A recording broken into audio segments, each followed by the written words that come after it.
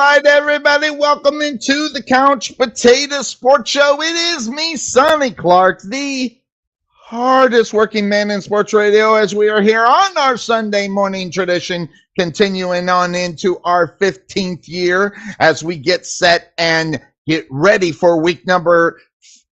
Wait, I got the wrong one behind me. What the heck? I got the wrong virtual thing behind me. Is it this one? Wait, I wait.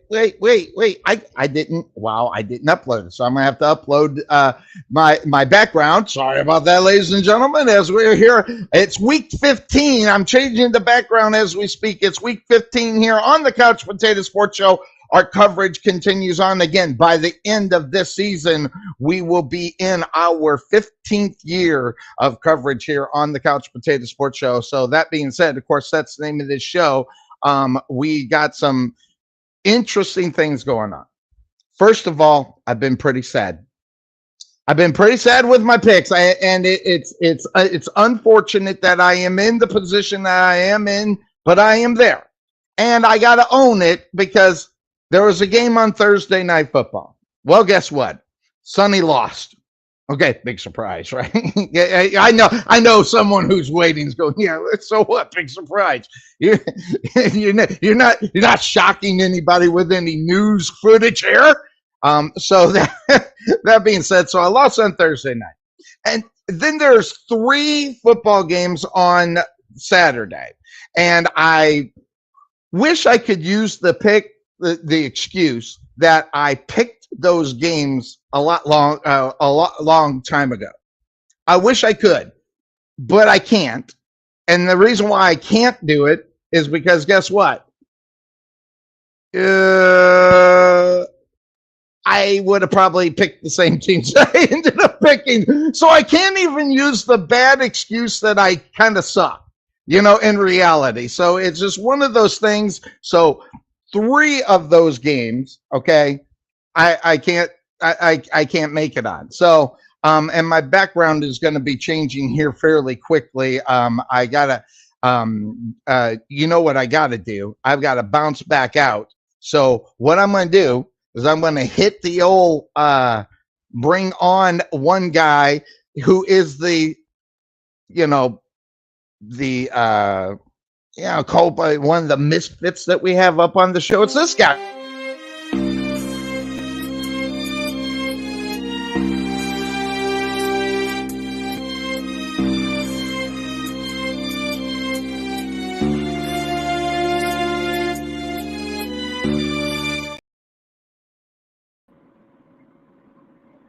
Hi, everybody. You're not going to fly solo. I just had to bounce back and then come back in some of my background because I did it on a different computer. So That's right. I got 2 computers going on. So good morning, Father. How are you? You must be feeling really good this morning.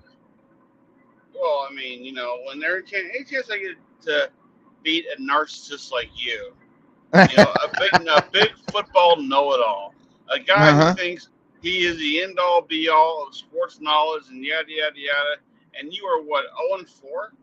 0-4, yes. It's no. I'm not even 1-3. I couldn't even. Okay. I almost was 1-3 with the Bengals when they went into overtime. They won that game, and I was on the opposite team. I forget who it was. But unfortunately, that didn't work out for me. Whereas myself and the Great Cuervo are tied neck and neck for first place of the whole entire league. It's sad. I mean, it makes me sad because I have to think badly about you. And while I can do that on a regular basis, the fact that on the wonderful Sunday morning, where it is 48 degrees outside as I drive home from Ardmore back to my wife's house to drop my son off to go back to work, I feel bad for you. I mean, to be clear, I don't feel that bad for you, but I mean, I feel bad enough to where I have to bring it up here on this show and look at all those games that are behind you, which I think are the right ones now, and wonder, that being said, the name of the show and all that crap. Yeah. Look, are you sick? No, Is this the big is this the big S? I mean, the big Sonny is coming apart, uh, and are you well, self only destructing thing I for the can ride? say though, the only thing I can say is I'm doing better than I have been the last few years in the pick. So that I'm gonna hold on to that. And I know I got a couple. I mean, this has been one of those weeks, right, where I'm not getting anything. I'm starting to question what I'm going to do for the rest of the week because I got them all picked. I got all the teams picked, but there's two games that I am listening for whether it's Cuervo, you, somebody tell me to get off of the team I'm thinking about taking. So obviously I don't have enough knowledge right now. Now remember, it is 9:06 on December 17th. Obviously, I don't know what the hell is going on in week 15 because I am nowhere near where I need to be as far as the picks are concerned. So I got to listen for some advice. I gotta hear what one Podfather's got to say. And Cuervo, if he comes in, because he's not feeling well, so he may or may not be coming in today. So if we always say if you don't feel good, don't come in. I usually come in if I don't feel good, and if I don't feel good, we'll get off early. I normally can get charged up and ready to go for the show. So we may or may not have them. I don't know if we're going to get Bryce. I don't think necessarily he's on the ledge. I just think he's just fed up. So I don't know if we're going to get Bryce today. And that's because his Pittsburgh Steelers let me down yesterday. Hell, he didn't even pick his Steelers yesterday. I think I was on yeah, I don't think he here. I got who picked who and picked what, but I was not having a good day. I am 0-4. Um, my brother, my oldest brother, Fred Clark, is 2-2, and then Pittsburgh Power, which is Bryce. He didn't pick Thursday night's game. I don't know who he would have picked, really, to be honest. So I don't know, but there's three that got all four of them. That's Brian Tarvin, that is Jeremy Miracle, and Team Impact got all four of the games there. You, Obi, and Cuervo only missed one. You guys were on Denver just as much as I was. That probably should have Yeah, told you not to take them.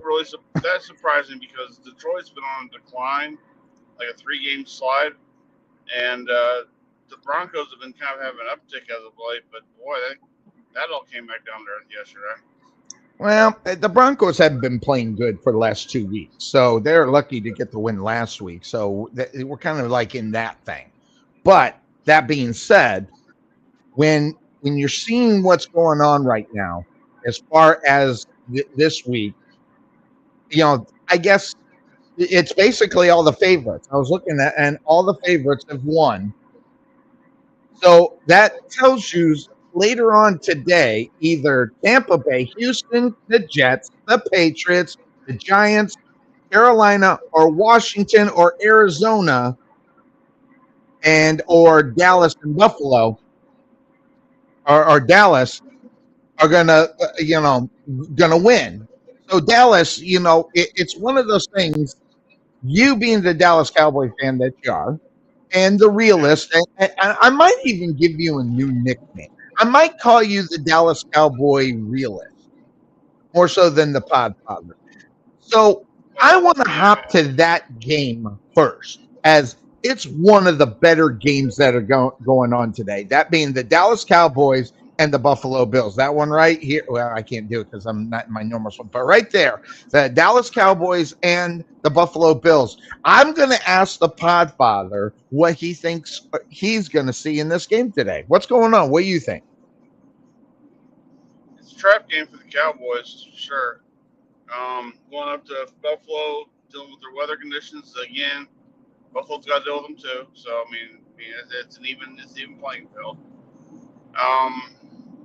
But if you run the ball and you run it aggressively, which I think Dallas can do, I don't. I think the fact they've got the running back by committee thing kind of going very well, where you'll need a running back to get 100 yards a game because you got two guys who can get you a good solid 75. I think you put a lot of the things in the running game along with CeeDee Lamb. Uh, you know, how they haven't decided to make Turpin kind of a part-time running back with this Mm-hmm. speed. He's got that Barry Sanders speed. I'm not saying he's Barry Sanders, but Yes. I mean speed-wise, he can really burst around the corner and pick up 4 or 5 yards easy. Right. Um, Buffalo. What gets me about this game is that okay, Buffalo was 7-6, right? I'll find that out, but yeah, something like that. Yeah, yeah, and Dallas is 10-3, and Dallas is the underdog. Dallas is the underdog. That that And that 10 and surprised me because look, I've heard the comparisons this past week about Josh Allen being linked to Brett Favre, and that's good and bad, I guess, in some cases. yes. Favre, Yeah. Favre was, he was who he was. He didn't like to board the league on fire a whole lot, but he did enough to where people knew who Green Bay was. Right. Um, Josh Allen, he's hit and missed a lot this year. Again, if I don't pick him, he wins. If I pick him, he loses. So I mean, I can't I win both understand that. for him. I mean, uh, I put him in Justin Herbert in the same category. Top prospects who are destined to do it, but yet don't have anything to show for it. Right. Of course, now Herbert's out for the rest of the season. Um, you know, I don't think Dallas is going to win all the rest of their games this year. I think they'll lose one of them. I don't know which one it's going to be. It could possibly be this one, but Miami and Detroit's kind of scary right now. Yes. Only because of their unfamiliarity with them. I mean, they have more familiarity with Miami than they do with Detroit. But Bills are in that Miami category. But they faced what's his name, Josh Allen before. So I mean, not what this year, but I think it was last year maybe, last year before. But I I think it's gonna be a close game. I got Dallas winning only because that momentum we talk about. Dallas Yes. is as long as you know, it's the one thing that numbers can't say anything about. When your team has momentum and you have that unwillingness to, I mean, let's say the Cowboys had the ball for 20 minutes, but they scored every time, and Buffalo's had the Yes. ball for damn near 40 minutes, but can only score field goals. Time possession don't matter. You know, um, Cowboys have got a solid kicker, which is amazing. I don't know how that's going to play into effect today's game because of the weather being what it is. I do think he'll have a mess because again, it's hard to go 30 for 30. Yeah. But and So so you're 31 for looking at the 31. odds on certain things and going, man, can they come into play today in Buffalo? And a couple of reasons being, The it's going to be very windy in Buffalo, just to let you know. So that's number one. Number two, it's going to be raining possibly at the highest peak of it, and during the game it'll go down. So right at the beginning of the game, it's supposed to be raining. So you got the raining and but the weather's not too bad. It's not too cold. It's going to be 40 right now. It's 47 in Buffalo, so it'd probably be about 50 by the time that game goes on. But I think I agree with what Brian Tarvin is putting out here. Is this is a must win for Buffalo.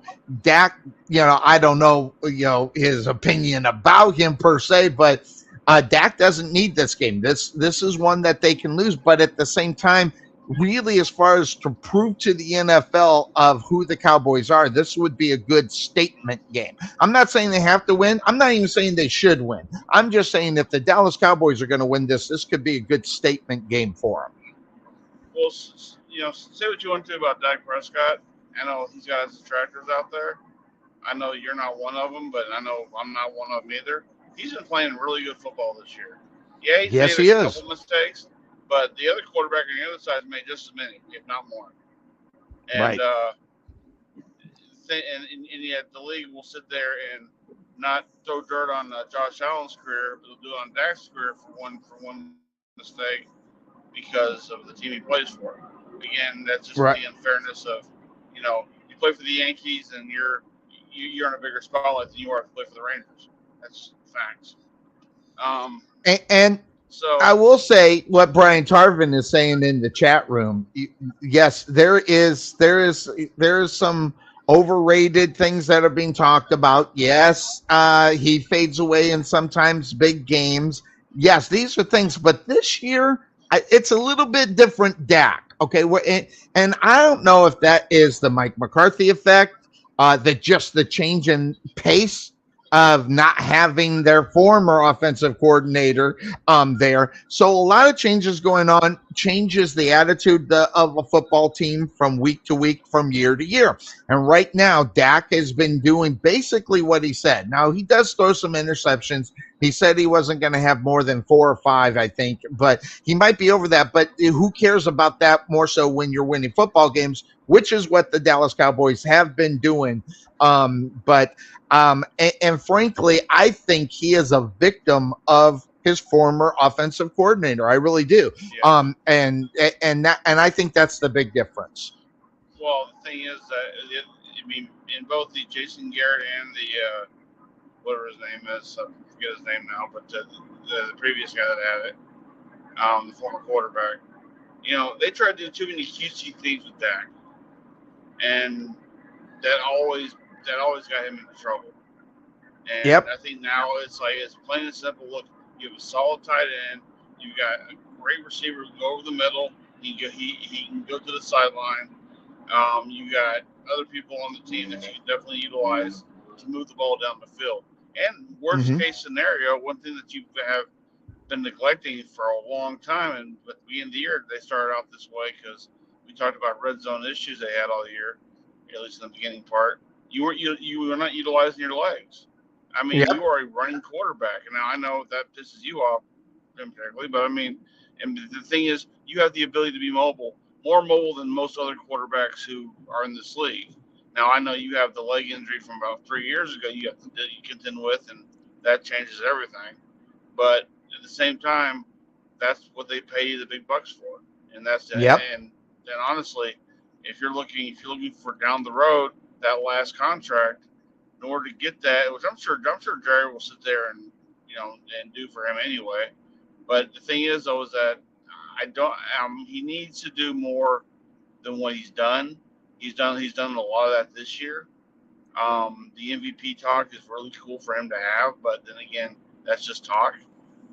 And I do think that this year is the year that Dak needs to really understand that. Look, this year is make or break for me. Not that I'm going to win a Super Bowl, but I have to show that I'm a quarterback that's to contend with, not someone that can be poked fun at by Stephen A. Smith and everybody else on ESPN just to get ratings.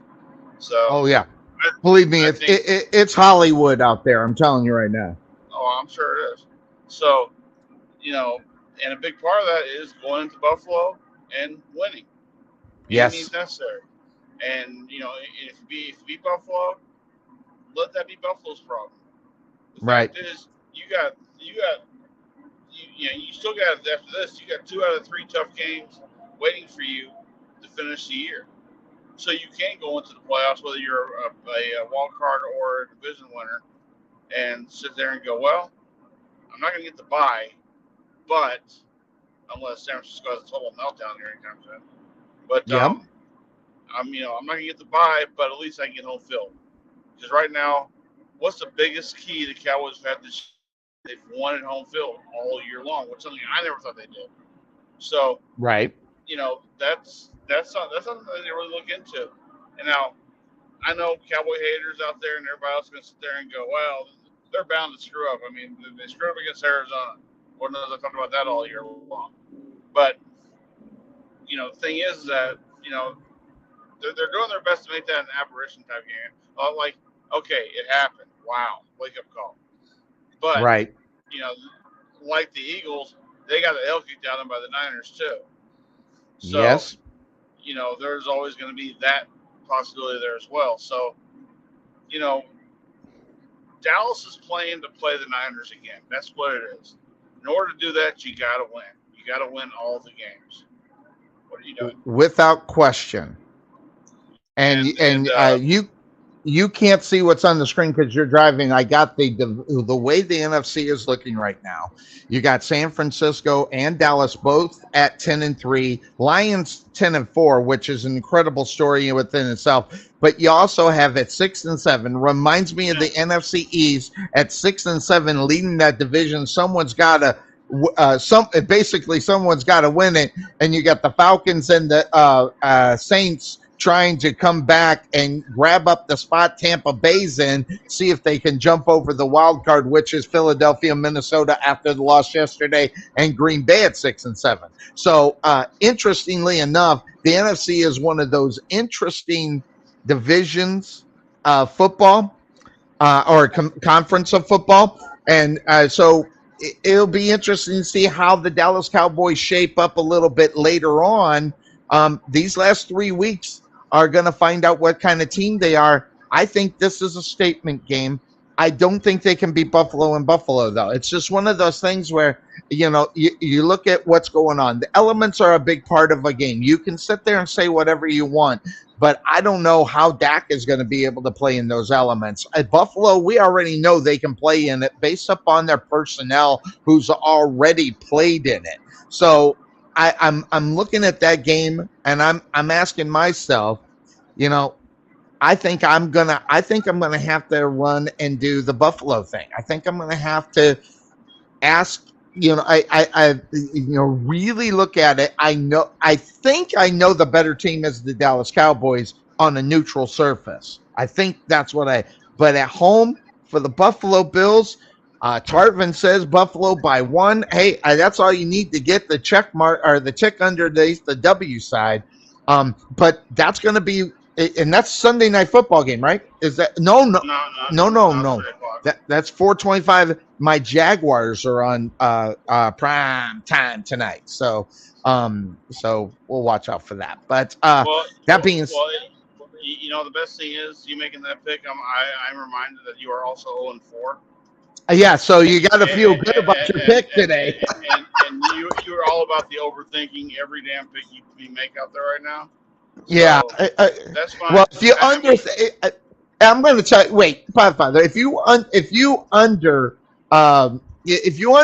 at the weather and who Buffalo is at Buffalo at home, if you underlook that, that might be a problem. I mean, listen, the Dallas Cowboys can beat the Jets at home all day long, but you think that do you think that game that they played earlier against the Jets would have been a little bit different if it was at in the elements in New York? Maybe it could have been. I don't know, no, but no, but because but against the but Dallas against owned New York Buffalo, all year long. but against Buffalo, Yeah, yeah, because here's the thing. You're you're taking this. This is how I think you're looking at this. Well, Dak never wins games in bad weather.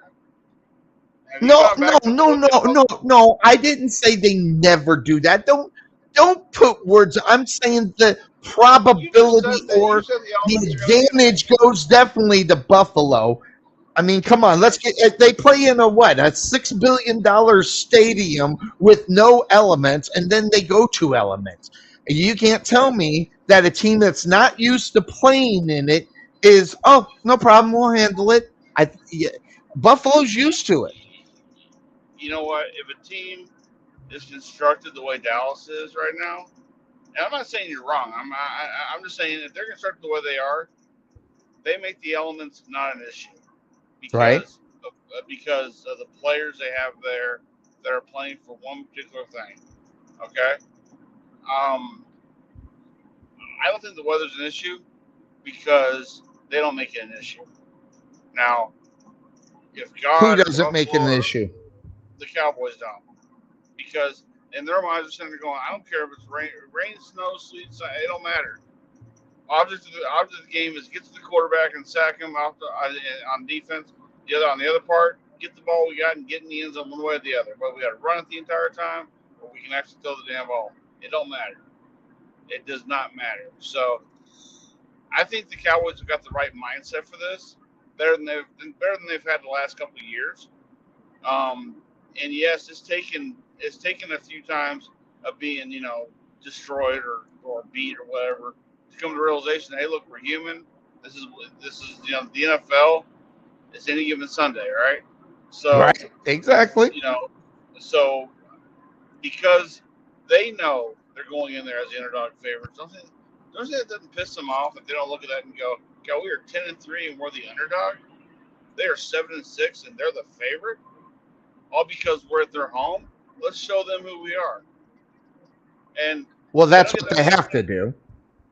Yeah, they don't have many opportunities to do that all the time. So this is a game that Micah Parsons sits back and goes, "Oh yeah, this is I'm going to be on the main stage tonight. I'm going to be on the Fox Game of the Week. This is my chance to shine, my chance to get votes for whatever I'm getting votes for, defensive player of the year. And the only way you do that is by showing up. And if you destroy the quarterback from the other conference that was favored to do something this year, remember Buffalo they came into the year as a big solid favorite to do everything this year. So the fact that they're 7-6 is kind of like making everybody wonder did we overthink this a little bit? So I'm not saying Well, I Buffalo think can't maybe win. I think overthinking the Buffalo Bills having a hard time until they get to this point might be the overthinking of it because it's all about November and it's all about December. Well, November's Right. over. They've been playing well in November. They didn't win all of them, but they've been playing well in November. Now it's December. It's time to put on the big boy pants and find out if you're going to be a good football team for both squads today. Okay, Right. because whether it's the guy that's why obviously the line in the game is not something staggering. The line the last I looked at is 2.5. So the Buffalo Bills, I think if they do, they might squeak out a win. But interestingly enough, we talked about the offense. Offense number one in points scored is the Dallas Cowboys. They're scoring 32 points a game. Buffalo 26. Thinking about that number, but Buffalo's got a defense coming at them, unlike the teams that they've been playing. So I kind of look at that; they're kind of even when it comes to that. Based upon the stats, they're not, but kind of who they're playing, who they're not. Now, if you look at the first quarter, Dallas likes to get out in front. I mean, they like to get out and score, and they like to get into the end zone in the first quarter. They're scoring 8.3 average per game. So they like to get in, get that touchdown. Buffalo will get a touchdown or a field goal. Touchdown or field goal. Touchdown, field goal. So you're looking at that at scoring 4.4. Now, where the game, I think, really changes is in the third quarter. And that's where the Dallas, and this all depends on where Dallas is going to be in the third quarter. They're 22nd in the NFL in scoring in the third quarter. Buffalo likes to come out and knock it out. They like to get into the end zone. So, but the fourth quarter, which is where I say Buffalo pulls away from a lot of teams, especially since the teams they're playing aren't all that great, but they still got the number one, ranking with 8 points. Buffalo's right there as well. I think the difference in this game is the defense that the Cowboys have seen all season compared to Buffalo here today. It's going to just be a different defense. How that affects Dak is going to be the big question on whether or not they'll get. It's going to be a great game. Well, one thing we have not talked about, and it's really a big factor in all Cowboy games this year, are penalties. Cowboys Yes. are one of the most penalized teams in the league right now, so that that can hamper their chances of advancing today as well. Once again, there's a lot of factors saying they could, a lot of factors saying they can. I think they Yep. can because I've watched the team as close as I possibly can given my current work schedule. But to see this team click the way they've clicked, better than they've clicked in any other year in the last Yes. however many years it's been. Look, it's easy to sit there and point and go, "Hey, look, they ain't done nothing in 27 years." Okay, fair, but they're playing better than they've played before. So, you can only go with what you got on the playing field right now. But Dallas, that I being mean, said, Trey, think about this in the round of the, like you said, the 27 years, right? Think about the right, Buffalo Bills. All right, not the Cleveland Browns. They came right, back finally out of how many years on that too. So I get what you're saying. This, what's the saying? This may be the year, and maybe this is the year for the Dallas Cowboys. Maybe this is the year and I've been reading Dak Prescott might win the MVP by default. Well, no. Patrick Mahomes is not playing well. Herbert is out. All the greats, that are playing, they're not playing well. And you can market against who they're playing and who they're not. Guess what? Dak still has to show up. And those were games they were losing last year too, Trey. If you remember that, the Dallas Cowboys would pay these crappy teams and lose to these crappy teams. Well, this year, not so much. So I see where people look at the Dallas Cowboys where this could be the year, maybe. But as Brian Tarvin made a comment, I don't know if they can get past the 49ers, but we still got 3 to 4 weeks before that game ends up happening. Well, as of right now, no one's really gotten past the Niners except for the 3. I mean, except for the 2 losses they had earlier in the year. Yes. Or however many it was. But, I knew that was a fluke. I remember we were talking about it, and you were. I said, listen, if you're going to worry about the 49ers in week number 8, you're making a mistake. You need to worry about them in starting week 11, 12, 13, and now here we are in 15, and they've been playing outstanding for the last month too. Right. Yep. So interestingly enough, it's going to be a good game. You talked about penalties. The Dallas Cowboys are second to last in the NFL with penalties. But the Buffalo Bills, not much that better. Okay, they're 26th worst in the NFL as far as penalties. I was looking at those numbers, and I thought you might like that since you mentioned it, because I was gonna mention it because of all the talk about it. So, now interesting. Here's one stat that might come into play today. Red zone touchdowns. The Buffalo Bills are second in the NFL for red zone touchdowns, 66.7% of the time.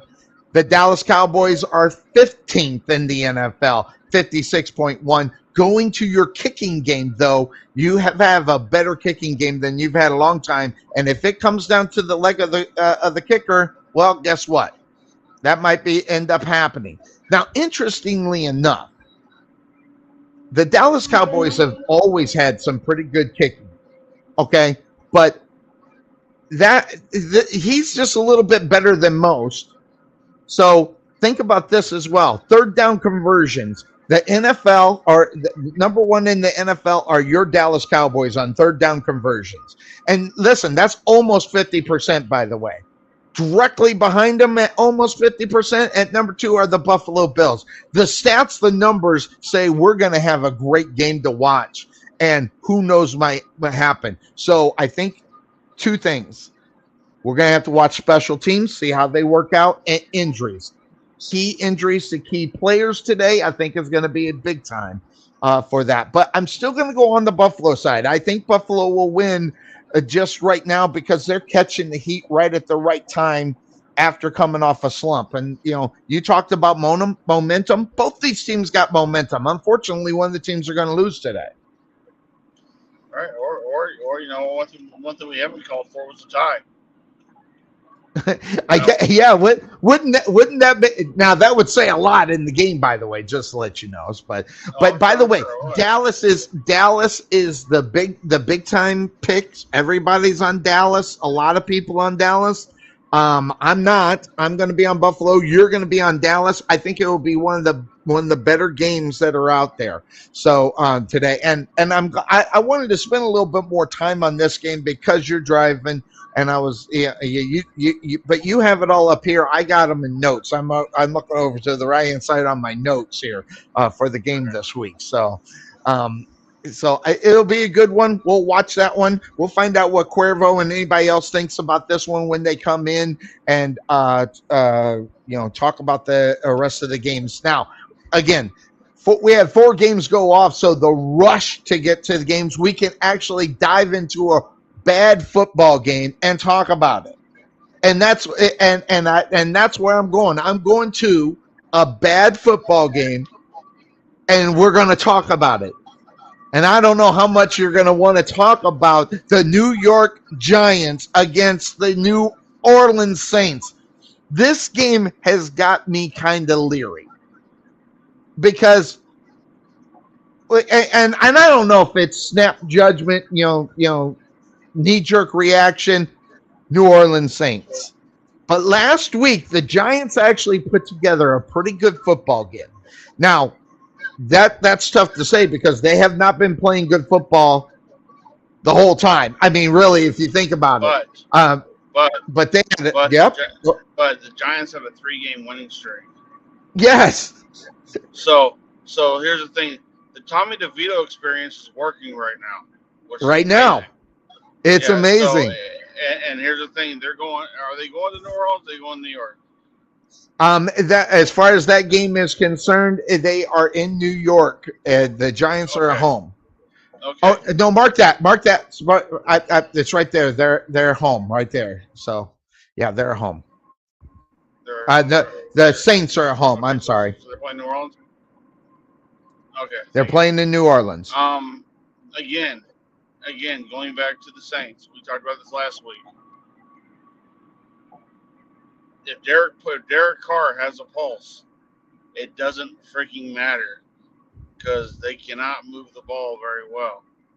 And again, you're talking about a team like the Giants who they're trying to figure this thing out. I mean, they know they're in garbage time season right now.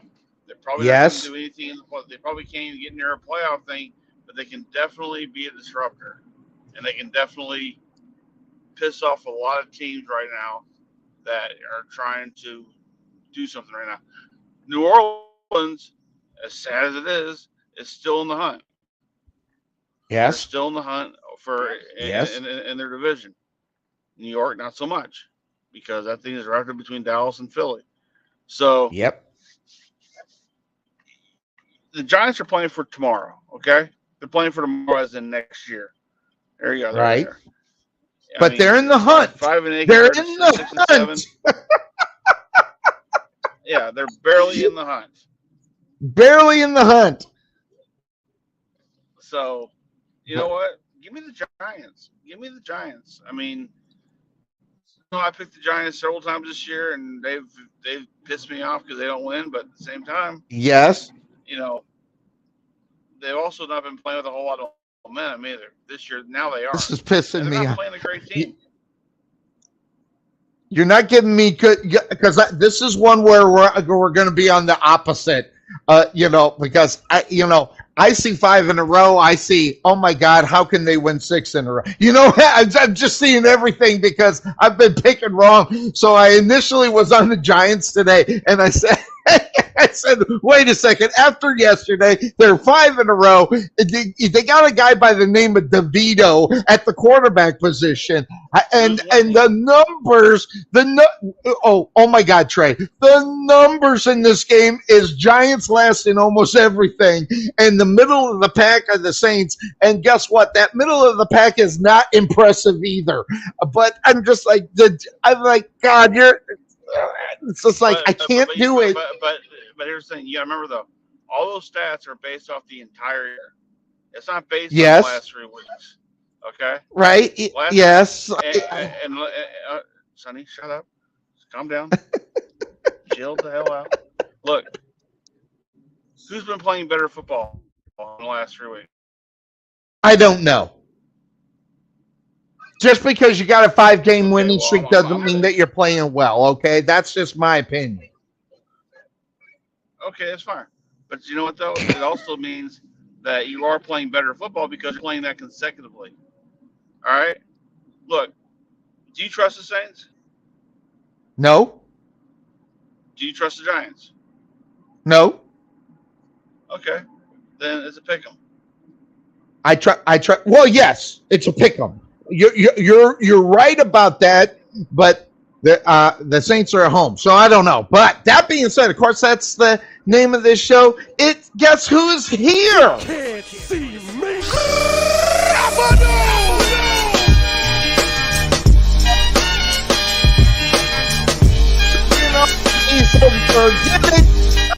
You know what happens, Cuervo, is you get up on this show, and then all of a sudden you start feeling better. You get the juices flowing. The adrenaline starts kicking in because I've drug ass walking into this show, and by the end of it, I say, I'm going to watch all the games, and I do, thinking I'm going to take a nap after the first game and then watch the second half of the seconds. And I usually end up making it all the way. How you doing, Mr. Sicky?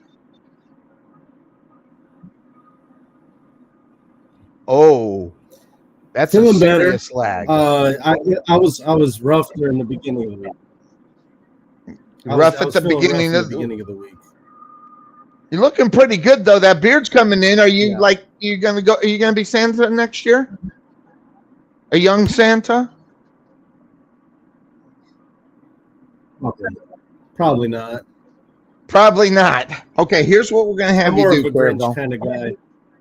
Yeah. Okay. Hey, you can make some money being a Grinch. I'm telling you. I'm just saying. Just saying. Now, here's what we need you to do, Cuervo. You're on about a 10-second lag. I'm going to have you hop back out and then hop back in. I bet you a dime will be all set after you reset that actual connection. So we'll get Cuervo back in here in just a moment as he gets set and gets reset. Now, back to the Giants. I agree with you. I agree with you, Cuervo. I just looked to the right and I have my picks up and I got XXX red X's for the first 4 picks, and it's depressing me. It's making me mad, and now I'm questioning every pick that I got going on for the rest of the day. It just makes me mad. Sonny, you said you looked on your computer. You saw XXX. What are you watching? Huh? Say that again. You said you looked at your computer. And you saw XXX. Yes. XXX. I'm looking at I'm looking at my picks for this weekend. Good Lord, I can't take you anywhere. I always say I can never take Trey anywhere. I'm right. I can't take him anywhere. Yeah, I'm missing all those games. I was curious if it was something I've seen before. Well, that being said, listen, I've had those lonely nights before. It's okay. Yeah. So now, stop it. All right, we got to get back up on track of what the show is, not what you want to be in your dreams. So the the defense is where the key, I think, in this game is going to happen. Okay. Really, this game sucks. This is hard to talk about because it's so bad. New York on the numbers are just so bad. And that's what, and I'm going to tell you, that's what I think is going to catch up to him. You got Derek Carr, who's the better quarterback, yes. You got a good running back, but is Saquon Barkley healthy? But they're indoors, so that actually comes into play on a good side for the Giants. I think. I really do. I think that there's no weather issues. It's going to be a perfect game. They get that, and listen. I don't care what anybody says about the Giants. Their head coach is making this guy that no one's ever heard of, making him a name. I mean, we're talking about DeVito as a halfway decent quarterback right now, which is sad in itself when you think about the NFL. But at the same time, what do the New York Giants have the same problem with? Is the Giants are playing the same schedule as the Dallas Cowboys, just in different weeks. That means they got some pretty bad teams on it that they're facing as well. So who knows what could end up happening? But I don't know. Alvin Kamara, he's obviously not the same as he used to be. But no, he's just not. And he might have a good game here and there, and this might even be the good game. But I'm looking at this whole thing on the defensive side of the ball and where I think the game is going to be won.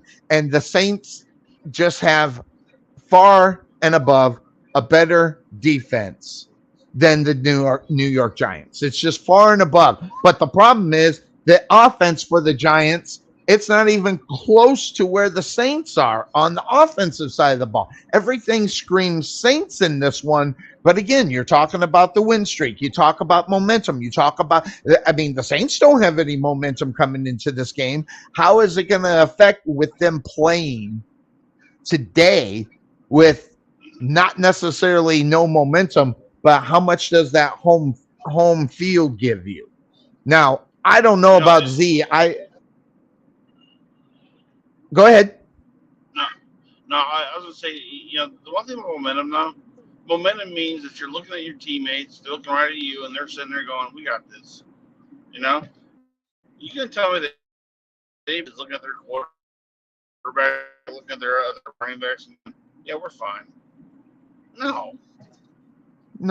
So, but that being said, though, I think there's a difference when you got a guy who does what they do. Okay. And what I'm talking about is take guys and make them a better quarterback. All you got to do is remember where Doble was before he went up with the Giants. He was with the Bills, and everybody was talking about how great Josh Allen was. I mean, come on, you look at that, and a lot of it had to do with Doble on, leading them on as far as being a better quarterback, making better decisions, and doing what he has to do in order to win football games, and they were.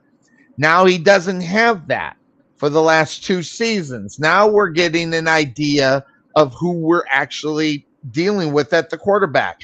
Could you be a mediocre quarterback and with Doble with you make you somewhat average? And if that be the case, it is average. You got an average Giant team going up against an average Saints team, and guess what? We get what we get today. Trey Mack. We got 2 average football games going at it, and you don't know who's going to end up being on top. It's a pick. It's going to be a pick 'em. I got the Giants. I think the Giants got a little bit more in the tank than the Saints do. To me, the Saints just look awful. I don't care what Z says about. Oh yeah, they have. I mean, I agree. And their car looks awful. Yeah, and that's not good. That's not good. So, that's a team in disarray right now. So, I take a highly motivated team over a team in disarray any day of the week. And now I say that, and I'll probably lose, but. Then again, I'm also looking at the idea that God, I hope so, because we're going to be on the opposites. I need this one, Mr. Trey Mack. Not to win. I don't care if we don't even win the league. The Hulk Hogan thing does not sound good to me. So I have got to get this game from you. And I'm not switching it just to be the opposite. I don't trust the Giants on a 4 or 5 game winning streak. I just don't. Hey, I've tried to convince you. Clearly, the narcissistic part of Sonny Clark is sitting there going, "No, I know everything. I'm fine. Don't worry." No, listen. By yesterday's results, obviously, I don't know everything. I'm pretty darn close, but I don't know everything. Listen, I just realized something. If I talk to you like Gilbert Gottfried and try to explain things football-wise to you, maybe you'll understand better. So here we go. I mean, you got the Saints. The Saints are the best team in the league. But oh, God, I'm glad you don't do that all the time. Huh? I am glad you don't do that all the time, because Godfrey, by the way, hilarious. His voice I can't stand listening to, but he's hilarious. Exactly. But anyway. But all right, so he still has the funniest joke I've ever heard. I'll tell you off the air, but I think I know what one you're talking about, because I see did they put that on a YouTube? The funniest joke ever told, and it was the joke he said. I mean, the one I'm thinking about is a girl on a beach with no arms and no legs. Okay, stop. Okay. That's almost as bad as the guy walks in and orders up 11 martinis. So okay. Or 12 martinis. Well, I don't know how much of that's out joke, but it's definitely a Clark joke that we can't say on the show. Anyway, that being said, of course, that's the name of the show. Make sure you check it out. By the way, I wanted to let everybody know who watched this show. Okay, next year we have been officially retained. We will be covering the Saxy Mustangs. We will be doing some new stuff with the show. Now, granted, you're still going to see a lot of us in the booth, but we're going to have a new addition to the team that is going to be down on the field. He's going to be bringing us looks of certain things. We might not be able to show the game. We can show periodically celebrations on the sideline and things like that. And we're going to have a sideline reporter that will cover and take pictures, interview coaches. This is going to be a really good thing. This is a young man who's graduating from Full Sail University. So listen, all I know is that most of the guys that come out of the WWE and production goes to this school. So we got a guy who knows his stuff. He's going to help with some graphics that we're going to do. And he's just going to be a fantastic addition to the Couch Potato Sports Show's production of the Saxy Mustang football. It's going to be great. Thank you. I'm looking forward to this next year. What? A graduate of Full Sail University. Okay, I could have graduated from Full Sail University. I just chose not to. Yeah, I'm sure you did. Anyway, I'm sure you're thinking about that. Growing up, I think I'll go to Full Sail when they weren't even in existence at that time. Don't worry about that. But by the way, yeah, that's where most of the WWE production people, graphics people come out of. So he's going to be a great addition to the team, and it's going to be a lot of fun for the coverage of the team. So we'll be watching for that. It's something that we were slowly working up to, but when you get a guy from Full Sail, he moves it a little bit faster, because I didn't think we were going to be able to do what we're going to be able to do next year until the year after. So it's really interesting. It's going to be a lot of fun. Everybody be ready for it. We'll be bringing you sidelines up. Like after they score, we can't show the score, but we can show the sidelines and the excitement of the sidelines. So that's going to be interesting. It's going to take some of the pictures and we'll be able to get them out. So it's going to be fun. Watch out for that this year for the 2024 Saxy Mustang season. We'll be bringing you that here on the Couch Potato Sports Show. Also working on we have one stadium within our thing that we can't get in. I'm working really hard to grab that up to make sure that that's not an issue. So that being said, of course, that's the name of this show. Trey Mack on top of the Pick'em League. So he's already got a big. I'm tied for it. Let's just be. I mean, it's between me and the Great Cuervo. So. Yeah, but yeah, the Great Cuervo, is that what it is? So yeah. The Great Cuervo, and we should be getting him. He's having problems with his internet. He's on time, so he's restarting his computer is what he's doing. So, and that's why it's taken him for a long time to get back in. So now, that being said, of course, that's the name of this show. I'm going to go and talk about my game today. We're going to bounce to Sunday Night Football. We're going to bounce to the Baltimore Ravens taking on the Jacksonville Jaguars. And this is an interesting game. It's almost like the Dallas Cowboy game. You're either going to show that you can play and beat good football teams, or you're not. And that's what it boils down with the Dallas Cowboys when they take the field today, taking on the Buffalo Bills. You're going to show you're a good football team, or you're not. The Jacksonville Jaguars got the same thing with the Baltimore Ravens.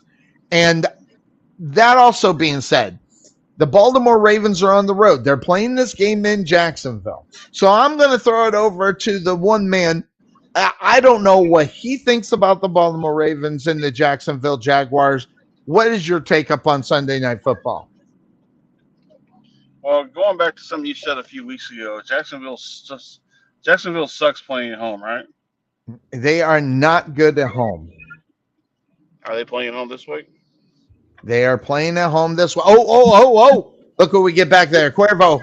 Oh, I already know you're on as soon as we get. How you doing, my friend? We'll get back to you in just a moment, Trey. How you doing? You feeling better? I am. I'm feeling better. The past couple of days have been a lot better. I'm still not 100%, but I'm good enough to be right here with you guys. Well, the orange juice and vitamin C, man. I'm just telling you. I've been drinking it all week. I can just see him. Yeah, whiskey. Yeah, that'll clear the sinuses. But Yeah, I could just see him with a big old thing of Tropicana, doing that. I don't think a lot of people like it, but it don't bother me. I like the emergency packs. I've never taken them. I know of them. It's a powdered, right? Similar to it. It's just it's a powdered pack of vitamin C. And it's and you put it in hot water or hot water and try to eat it. I drink it cold. Oh, do you? Yeah. Is it better cold? I know I've heard that hot. It's just God, it's bad. But does cold make it better? Yeah, it's almost like when you make Kool-Aid. It's just powdered additive. You just add water. But got it. But I do drink Theraflu at night, which of course you drink that hot. So yes. And that helps you sleep too. The Theraflu does. Oh, it knocks me the hell out. Oh, it would definitely work. So an adult beverage or Theraflu? Probably Theraflu. That stuff works. So with a shot of whiskey on the side. Now, yeah, definitely. Now, that being said, we've been on for a little bit. Okay. We've been talking about it a few games. Now we had the 4 games that happened yesterday. All right, so and those are in the books. I didn't win any, by the way, Cuervo, and that and I saw that. You went, Podfather. You went 4-1, didn't you? Or 3-1, Podfather, didn't you? You went 4-0, Cuervo. So look at you. Sure. I'm 3-1. Oh, okay. Well. Anyway, so now that being said, it's all important for the rest of this week, especially for Sonny. I cannot die the way I'm in the position of dying right now. So what we're going to do, we're a little bit and talk about the Dallas Cowboys and the Buffalo Bills. Now, Cuervo, we've already talked about it and we knocked it down. We looked at all the numbers. We talked about a lot of things. I want to get your take on what you see as far as what's going to go on in that game with the Dallas Cowboys and the Buffalo Bills. Yeah, the Cowboy Bills game is going to be, I mean, on paper, it's going to be a great game, right? Absolutely.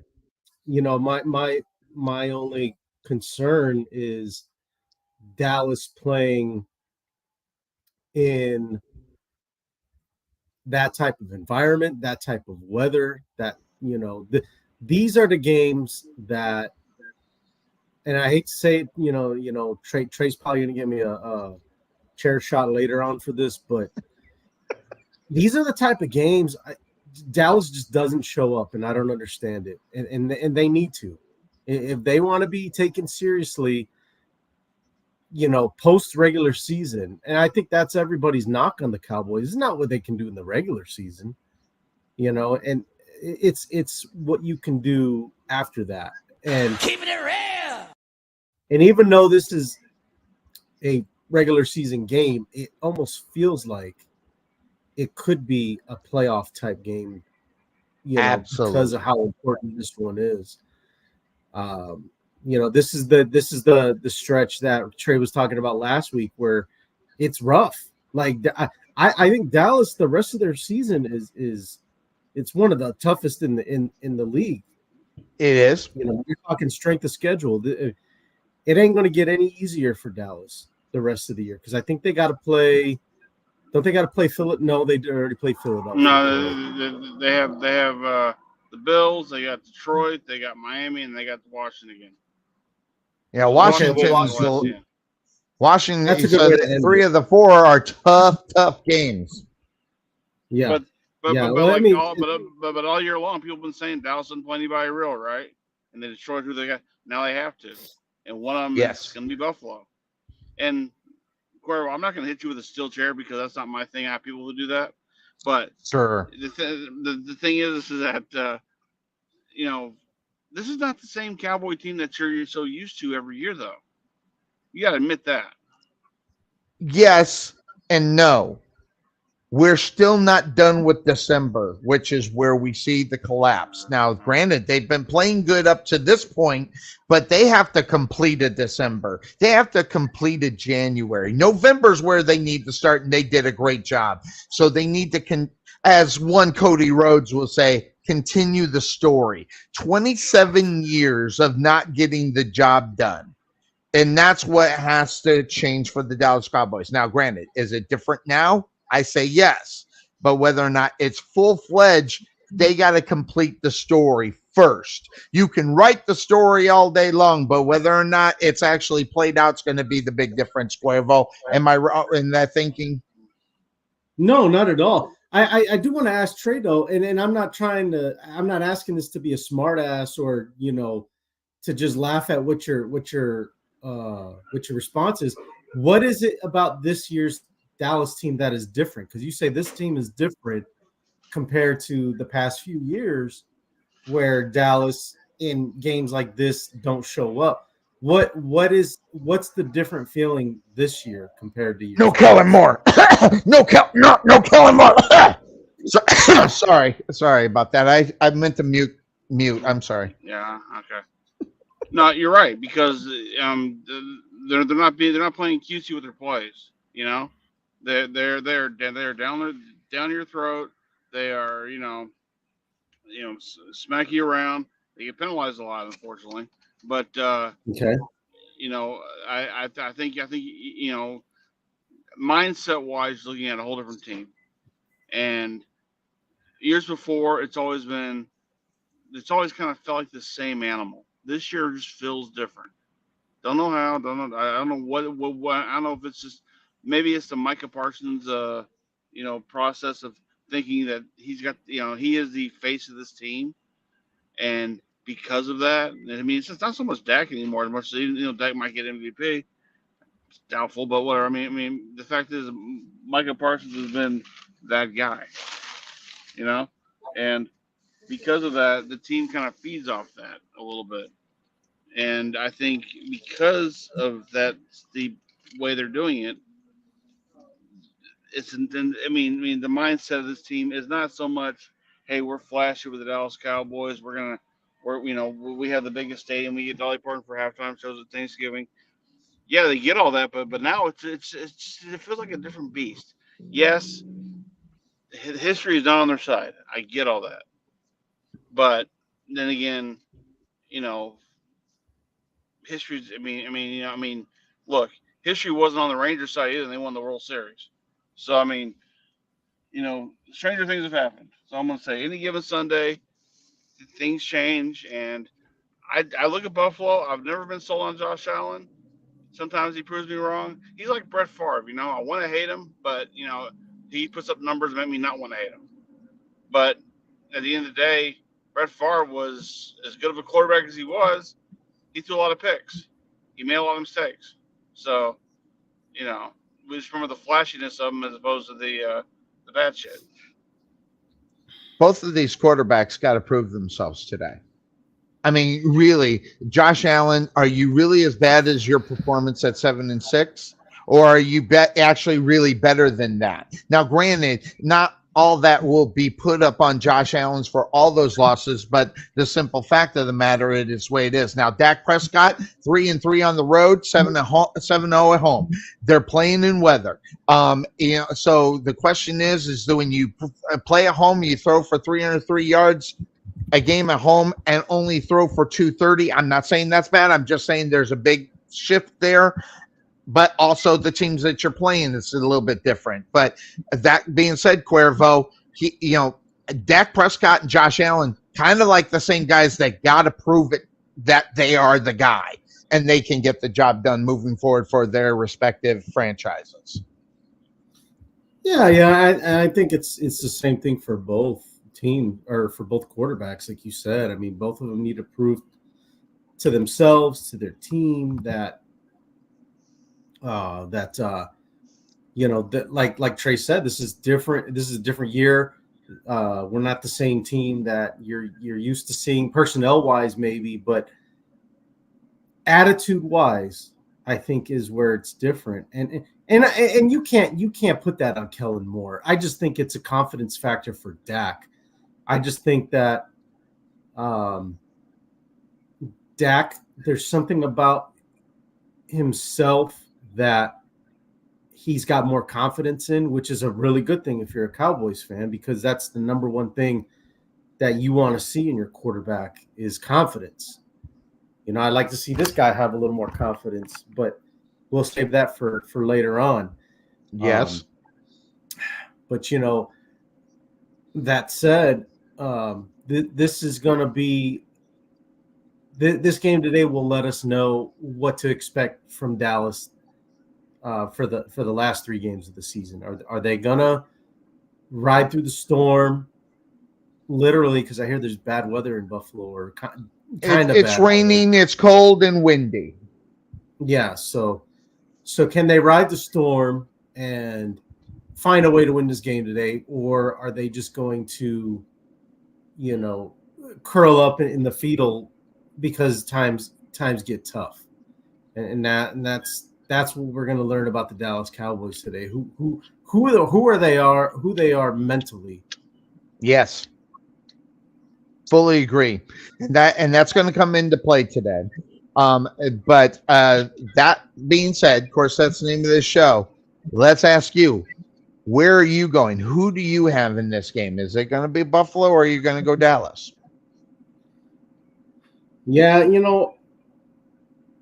it kind of feels like Buffalo's got the momentum going into this game. Big win against Kansas City last week. Big win. Yeah, whatever. I mean, they could have been all right with not calling that offside. But anyways, yes, that didn't. Yeah, all he had to do was take a small step back. It didn't affect the play. Anyway, so with the fact that because they beat Kansas City, I think a lot of people are starting to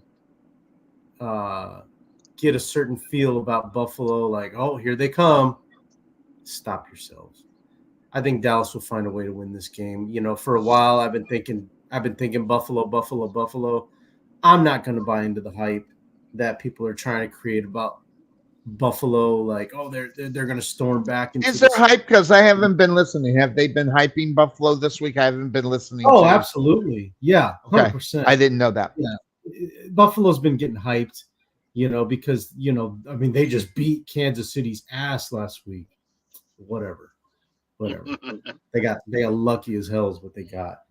Well, they did get lucky as hell. That there is no question that I think everybody is on that. But I've been trying to tell people about that on Monday. After Monday, I didn't do a lot of the Patrick Mahomes deal was really simple. Okay. Patrick, he was mad about that call, but if folks that don't know, if you go back the week before against Green Bay, there was a pass interference against the Green Bay Packers where they kept that flag in their pocket, and it was obvious. And so where Patrick Mahomes is a little bit pissed off about that call in general, but just in general of where the referees are keeping the flag in their pocket. So that was a buildup. Now, listen, he blew up, which, by the way, I'm going to say exactly the opposite of what the experts said about Patrick Mahomes. Thank God he did what he did. Thank God. You want to know why? Because outside of that, this is what needed to happen. This guy shows emotion, but this guy actually needs to show a lot of emotion because of where they are right now. And you know who it kind of reminds me of? Cuervo, think back and don't even think football. When a person is down and he's got to figure out how to get back up on top, one guy did exactly what Patrick Mahomes did in order to get back there. He reminds me of my second hero, Mr. John McEnroe. That's John McEnroe in a perfect. It's a perfect idea of who he can be. And McEnroe, listen, when McEnroe was on it, you weren't beating McEnroe. After he beat Borg, that was it. You weren't beating McEnroe. So we needed to see that from Patrick Mahomes in order to get back on track for the Kansas City Chiefs to be considered a Super Bowl favorite or run in the playoffs.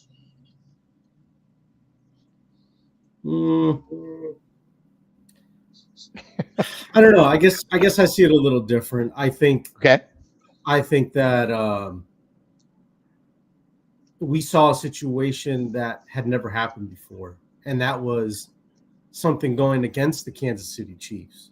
All right, let's just call it what it is. We ain't ESPN, we ain't Fox Sports, we ain't NFL Network. We're not one of any of those. So we're going to say whatever we think. And what I think is that this is the first time that a call goes against the Chiefs, and they just didn't know how to react to it. And you know, I think they've been so used to things going their, being in their favor, that one didn't go in their favor, and they're like, what the hell? And so they didn't know how to react to this. So I think it really spoke to the character of Mahomes, and kind of a little bit with Andy Reid. Yeah. At the same time, though, was Mahomes wrong for being pissed off? No, I don't think he was wrong. Yeah. I just think the way he reacted to it was completely it really showed his character at that moment. And he needs to understand, like, well, you know what? Maybe you guys aren't the darlings of the NFL anymore. And you're going to have to just go out there and play ball and win football games. And stop relying on the Zebras to bail you out, because look, I don't care what anybody. That's what they've been doing for years. Yes. The Zebras are bailing them out. Yeah. Say what you want. They bailed them out last year in the postseason. That's why they got a ring that last year. Yeah. Some refs bailed them out. Period. That's about as real as it gets. Okay. And ain't nobody gonna find me, because I don't work for the NFL. So I don't give a damn. Yeah. But the first time that a call doesn't go their way, or they didn't get away with something, and all hell breaks loose. Well, welcome to the rest of the NFL, Kansas City. Absolutely. You're right about that. And sometimes that's what it takes. So, Mr. Trey Mack, since we're kind of talking about, I wanted to get your opinion on a Patrick Mahomes and his, I guess, quote unquote behavior. Was it acceptable? Was it not? Or do you even care? And I think that's where Trey Mack is at. Do you even really care? Well, I'm always interested when I see a pissed off Muppet talk. I mean, that's always fun to hear. But I mean, look, clearly he's been called a lot in the NFL. People, I mean, players like him who get the treatment by the NFL like no other. When they don't have things go their way, they become a little bit of a bitch and just, I don't like the fact that nothing went my way. And I didn't want to shut up. Look, you know what? It's the NFL. Jerry Lineville said it best. The NFL stands for not for long. So, get used to it. Okay. I mean, you're not going to get every call you want in life. Lord knows that's not just football. It's life in general. So that's true. So, the Red Raider Muppet needs to shut up and just play football. So that's all I'm gonna say about that.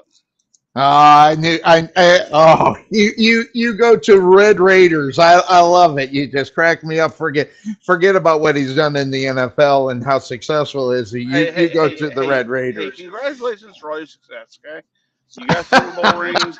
You've had all these. You turned Kansas City around. Okay, good for you. No one else could do that. So right, but shut up. You cracked me up. So, but yes, that's an interesting whole thing, and I am, by the way, just to let everybody know, I can care less about Patrick Mahomes doing what he did. I think it was about time. And listen, McEnroe had the spoiled brat image going on, and listen, John McEnroe during that time didn't care, and that's what made him great. And I don't know if that's what is the case here with Patrick Mahomes, but I think it's a good one. I think it's something that we need. Hey, I'll be right back. All right, I'm gonna drop Cooper off quick. Sounds good. We'll catch you when you get back. And I'll switch that to that and bring you down. There we go, Cuervo. So that being said, it's a great big issue, and I think I think too much was made out of it as well, just to kind of look at that. Let me just take it a step further, Sonny. I told my wife this, and I never thought I'd say these words, but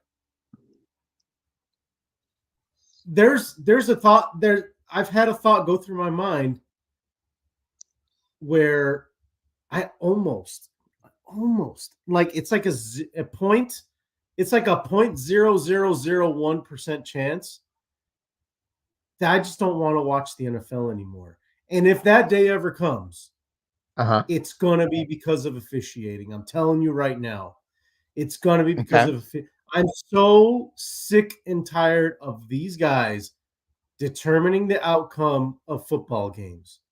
You know it, I know it, everybody watching right now knows it. And a lot of people around the country know that this officiating has been so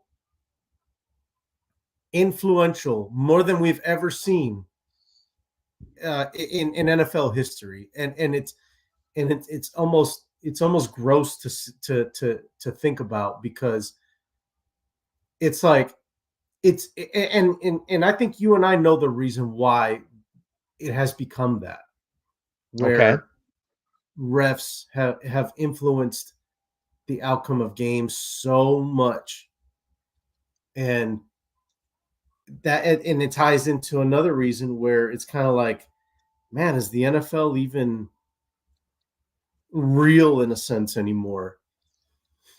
And maybe this is something that we need to do like on a separate day, or like a separate like panel type discussion, because I think this is like a real thing that we need to talk about. The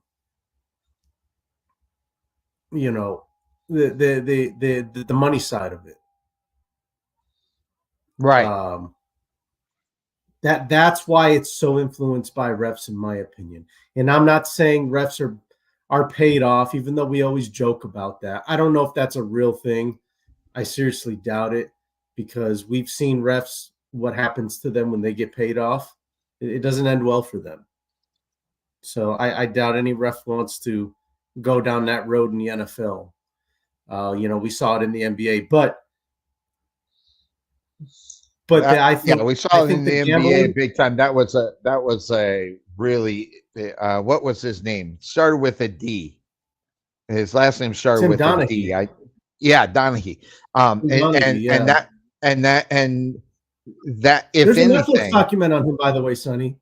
There's a Netflix document about it. Yep, there's a documentary. I saw that the other day, and I'm going to be watching that here fairly soon. But I will tell you right now that I get what people are saying, but then you see games where officiating, a team comes out of nowhere, and you sit there and go, wow, the officiating was great in that game, and wow, that team deserved to win. And it's just, I don't know if it's because it's Patrick Mahomes. I don't know if it's because they're superstar players. But here's where I think where the problem has been lying right now. And the NFL seems to be getting to the point where they're allowing coaches, players, and everybody else to be mouthy. I mean, let's be honest. Patrick, he's going to be fine. Don't get me wrong. But he already did. He already did get fined. Andy Reid got fined as well. So I don't know if I know they got that already. But the fine isn't enough for him to shut up. You know what I'm saying? The fine, when you're a $500 million man, that ends up being the slap on the wrist kind of thing. And Patrick Mahomes will miss a $50,000-$60,000 fine like nothing. I mean, it's couch change. Yeah, well, what's that saying? It's like throwing a lounge chair off the Titanic. No one no one would care. I mean, no one would care or see it, and that's where he's at. So, but how they do it and what they're going to do about it. But when you're Patrick Mahomes, you don't worry about that. Now, when you're the number 2 wide receiver on any given football team, you got to kind of watch your mouth because it will affect what the bottom line is. And what is it all about in the NFL? It's about the bottom line. It's not the bottom line for Patrick Mahomes. It's about the individual bottom line on what and when and how they'll say something. And you're not going to get that from the second, third strings where they're going to be talking about it, where it'll affect them so much. Lamar Jackson, yeah, probably. He'll probably say something if he wants to. Patrick Mahomes, he'll say. Aaron Rodgers, Aaron Rodgers gets fined all the time. I mean, even for some of the stuff he says on McAfee's show, he gets fined. He don't care. He'll just come out and say it anyway. So it's really interesting about where that picking and choosing is. And yes, you're going to have Stephen A. and all these other guys are going to focus in on the thing that will create enough controversies to get eyes on it. More so, if everybody shut up about it, they wouldn't be talking about it. Yeah, I think when it comes to fining, Sonny, that's why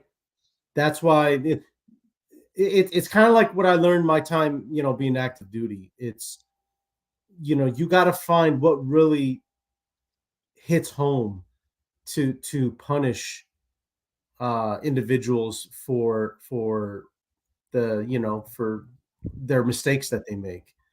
Right. For these guys, money is no object. You can find them 50 grand, 100 grand. They don't care about that. But I'm going to tell you what they do care about. You tell them they're suspended for a game for making comments, I bet they'll stop. I agree. Their time. God, sometimes I wonder, we must be on a telepathy thing because that's exactly what I was headed to. And folks, we did not get together and talk. We did not get together, but that's exactly where I was headed. Until you get them off the football field, you're not going to shut them up.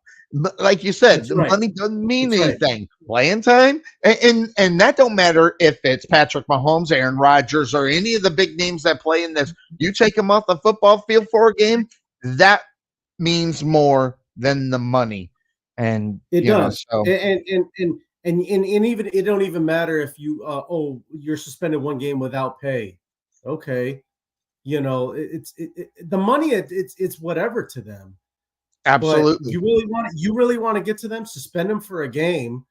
Okay. And like you said, they'll stop because here's the thing, everybody's on a different level when it comes to salary. Mm-hmm. But when it comes to playing time, everybody's on the same wavelength. Everybody gets 17 games a year. Yep. Or unless you're injured, of course. But you don't get more than 17 games. That's the max for everybody. Yep. So you suspend them for a game for judging the refs or making comments about officiating. I'm telling you, it'll stop. And that also being said, Cuervo, the game check is more than the fine check too. So you kind of double whammy it in reality. You take the money away from them and they're not out on the football field. So depending on obviously how much money you make in the NFL, missing one game could be, more than the $50,000 fine or whatever the case may be, depending on who it is. And again, normally the ones that are yapping are the ones that have all the money. So I just think if you don't focus on the money so much and you focus just on taking their time away from the field, it sends a different message than, we just want your money. Like, yes, it just feels like the NFL's Uncle Sam collecting taxes. Well, you take their time away. Oh, now Cuervo, that being said, of course, that's the name of the show. They're going to be the fan base that you're taking away his right to speech and everything. You get every goddamn argument in the world for people who are trying to make sure that the league goes the way that they want it to go to. You'll always have the naysayers out there bitching and moaning. The officials, arguing about the officials, just arguing. He didn't do anything wrong. He didn't hurt anybody. It'll go to that, and then we'll have the endless debate about that crap as well. So it's you're damned if you do, damned if you don't kind of thing in reality when you think about it. You know what? Nobody knows. I shouldn't say nobody, but majority of people don't know about having your First Amendment taken away than people that serve this country. Yeah, exactly. There's a lot of things you can't say while in uniform, okay? Even if you believe it deep down, you can't say it, and you especially can't say it in uniform. So if anybody knows about having your First Amendment taken away or limited, talk to somebody that has served this country, because as much as we, I'm gonna tell you right now. Now that I'm not in anymore, I can tell you, not a lot of people like our current president, and that's all I'm gonna say about that. Oh, there's no question about that. And not only that, I kind of knew that from the shirts that you wear, which, by the way, make me laugh pretty well. But again, I can wear those things now. I can express them now. Exactly. Now I can do it. So, but First Amendment, come on, man. We're really going to take it that far? I mean, that's where the fans will go. Hey, that's where the fans will go. And even depending on what player it is, they'll make a big deal out of it as well, depending on who the player is. That's because the fans don't understand the true meaning of what the First Amendment is or any of that. But it's not like if you make a comment about the ref and you show disagreement or whatever, well, you're banned from the league. Then I can see like, oh, damn, you can't even say anything or else I can't, I'm going to be out of a job. Exactly. That I get that. Then you're kind of like, okay, I think we're taking it a little too far just for a negative comment about a ref. You suspend him for a game. Come on. Exactly. It's called discipline, and it's called holding people accountable. And they need to do that on the referee level too. You can't do it, and you probably shouldn't do it. Mm-hmm. I have a question about that though. So, because the player gets up in front of a microphone and says something bad about the referees, we'll spend it for a game. What about a player who delivers a dirty hit to someone on the field? He only gets a 15-yard penalty and ejection for the game, and maybe a fine for that down the road. I mean, shouldn't his penalty be a little bit more because he actually hurt him? You're right, Tardy. Well, I mean, I see there's guys that get suspended games for, like a Kareem Jackson of the Denver Broncos. I mean, that guy's a repeat offender, so he got what's coming to him. He even tried to appeal, and they were like, yeah, no, dude. There's more than enough evidence towards him to be like, yeah, you're going to serve your full suspension. Yeah. So, yeah, guys get multiple game suspension. It don't happen often, but especially if you're a repeat offender, you get what's coming to you, man. Exactly. And there's been plenty of instances in that, but I don't know if we'll ever get to the point where they'll get suspended for a game or multiple games for saying how bad the performance of a ref is. So that's always something to kind of keep in the back of their mind. So that being said, let's knock some of these out because I think there's some we can go quick on them, but I don't want to go quick on this next game. And I'm going to turn the corner a little bit since Cuervo's here. Your Chicago Bears play. Hey, you say whatever you want. They've won a few games here lately, which is not the norm for the Bears. Going up against a tough defense that's going to be coming their way against the Cleveland Browns. Now, that being said, Obi said he couldn't be on there. He would love to debate this game, but he's got friends. Because he's scared. He's scared. He's scared. But I want to get your take up on the Chicago Bears and their current what's going on with them. I mean, hey, they're winning football games. You say whatever you want. They haven't before. And now all of a sudden a little bit things have changed. Now they got some wins up underneath their belts. What do you think their chances realistically, do you think, against the Cleveland Browns, who don't have a quarterback but have a mean-ass defense heading their way? Well, you can't – I mean, look, you can laugh all you want. Joe Flacco's actually come in and made some things happen for the Cleveland Browns. Yep. He ain't a world beater. He's not a game-changing quarterback. But he's done enough to get a couple wins for the Browns. So, yeah. But look, as far as my Bears, I mean, how could you not be happy about how the past couple weeks have gone? You went from 0 divisional wins in almost 2 seasons to now you've won 2 in a row against who many would consider the 2 better teams in that division. Yes. With Minnesota and Detroit. So, and not only that, they should have won the first one against Detroit when they kicked the safety out of bounds and everything. Yeah, the luck factor that came in there, we could be talking about that as well. And you're right, and that's a game that they let go.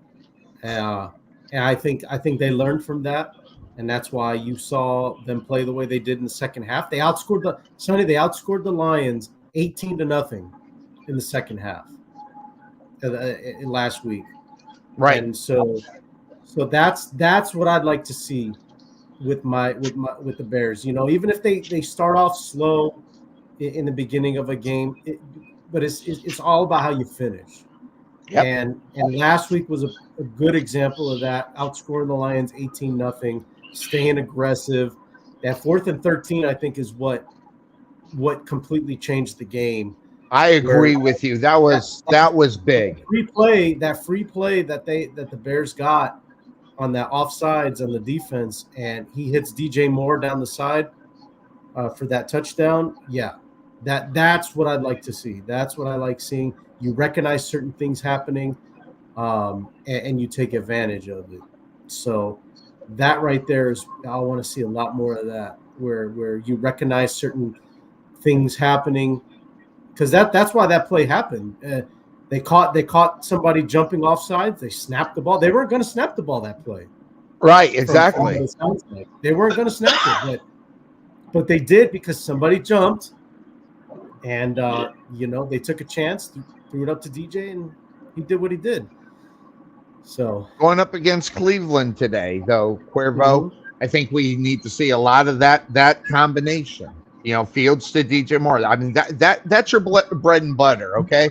So you got the bread. You got to figure out how to get it buttered. The bread is, believe it or not, DJ Moore. The butter, the guy's got to put the butter on the bread. That's Justin Fields. We're seeing a little bit different for the last couple of weeks from him on the good side. Listen, I'll be the first, and you know this, Cuervo, I'm going to be the first to bash this guy. But at the same time, these last few games, he's been playing just better. I'm not going to say he's been playing out of this world. He's just been playing better. And a lot of that comes from coaching. A lot of that goes from confidence from the coaching to get it to him. But this is that game. They're just like the Dallas Cowboys going up against Buffalo today. That's the game they've got to go out and win. The Bears are in the same thing right now this week against the defense that is number one in almost every statistic on the defensive side of the ball. So that means the focus isn't going to be on the Bears defense today. The focus is can they score against this defense? So that being said, Cuervo, can the Bears score against this defense? Touchdown's going to be really hard. I think they can get down the field close enough to get some field goals. I just don't know. Just like that Minnesota game. I mean, they got real fortunate and they won off of 4 field goals. And so I think they can get close enough to get some threes, but get in the end zone, I don't know, Sonny. That's going to be tough because, like you said, that Cleveland defense is really good. Yeah, and here's another Trey. We know about. I say it all the time. Defense wins you football games. Okay, everybody says they win you Super Bowls, but you do have Joe Flacco that has come in and has done a magnificent job in fill in motion and things of that sort. So the question you have to ask in reality is, oh, look at that, Joe Flacco. Against the Bears defense today too, as well. Yeah, Joe Flacco's been a really nice bus driver right now, which is what they need. Absolutely, because their defense is what they are, and that's why I think Justin Fields is going to have a little bit of a problem today getting the ball across the plane. I say that and watch him put up 35 fucking points. Yep, I know. As I mean, we can sit here and armchair quarterback this all we want, but they get out there, and that what is the game being played in Cleveland? The game is in Cleveland. Yes, sir. Yes. It's in Cleveland. That's a huge advantage for the Notice Cleveland. I said sir, right? Because You did hear that, right? that is the 12th man on the field for them right there. So, every time I want to pick against the Bears, they impress me. Every time I pick the Bears, they disappoint me. Yes. And I blame the Browns. Hey, join the club. And honestly, I blame the great Cuervo for that. Yes. Because he is always picking his Bears, no matter what. That's not true. I know. Maybe this year it is, though, but not normally. Sir, in his heart, okay? Yeah. So you know what?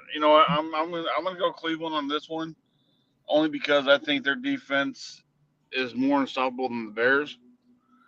I think Flacco can move the ball down the field, and if it's going to be a field goal game, I think he can put Cleveland in situations to get them the field goals they want. Whereas I think Phil's going to be struggling all damn game dealing with that defense. And give me Cleveland. Wherever I worry about Cleveland if it comes down to late in the game. I've seen Cleveland, and we say watch the damn games, right, Cuervo? More so than look at the numbers, okay? And what we have seen as of late, Cleveland giving up big plays. They get, and it's usually in that fourth quarter where they'll lose again and they give up that play. Yeah, they're dominant, but it's that one or two play. We had a situation where we were watching high school football for the Saxy Mustangs, and it was that one play that always came back to get them. They couldn't shut it down when they had to. And that's what worries me sometimes about the Cleveland Browns, especially on the defensive side of the ball. Can they stop it every single time? But what Tarvin just put up there, give me the better quarterback. So who is the better quarterback, Cuervo? I mean, is it,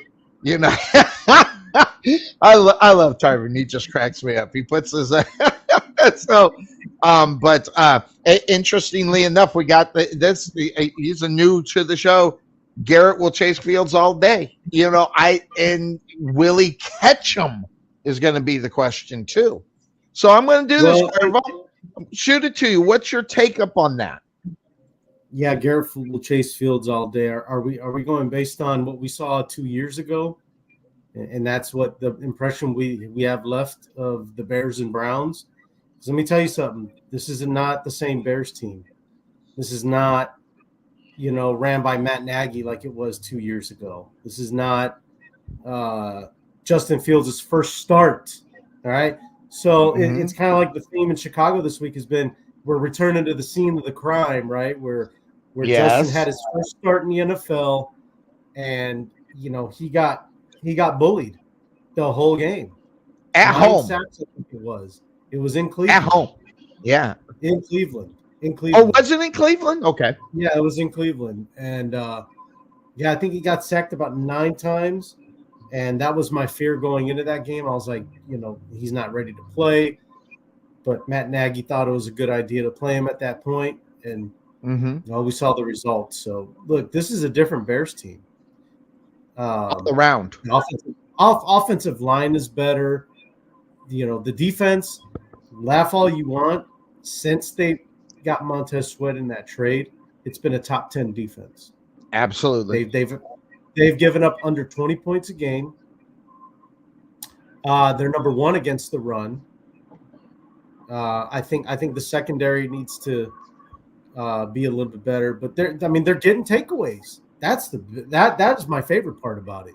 Yes. They're taking the ball away. I think they have like 9 turnovers or 10 in the last 3 games or something like that. So, I think that it's going to be a much tighter game. I think it's going to be a low-scoring game. I think we expect a low-scoring game in this one. But like Trey said, you think it's going to be one thing. Watch them both put up 30-something points. Right? Right? Damned if you do, damned if you don't. Well, I mean, it's the NFL. You just never know. This league is so hard to predict. One day a team scores 0, 4 days later they put up 63. Like, who saw that one coming? Right. But it happens. So who you got in this one, Cuervo? This one's a tough one. I know this one's. I know this is where you come to. Well, they get the reality of the Bears and what's going on, and more so than the one. So, who do you actually have in this game? We already know the Podfather's going with the Browns. So, who you got in this one? Well, I think I'm gonna change my pick to Buffalo. But anyway, right.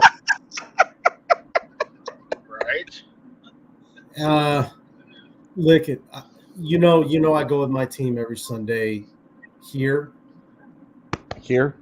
Right here.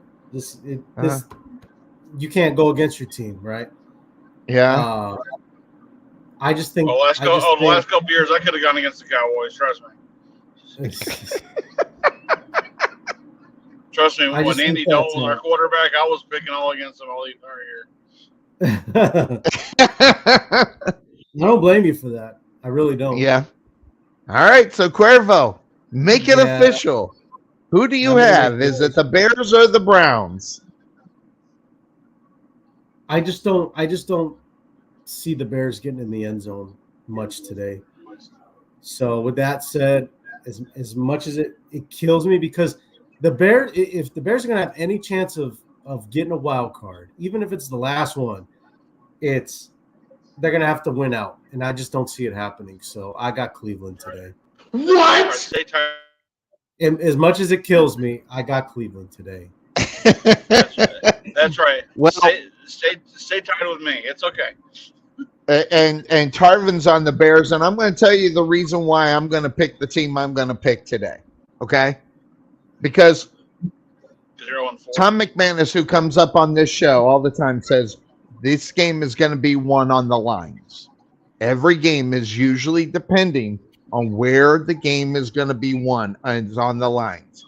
And believe it or not, the run defense, the Chicago Bears has stopped the run all year long.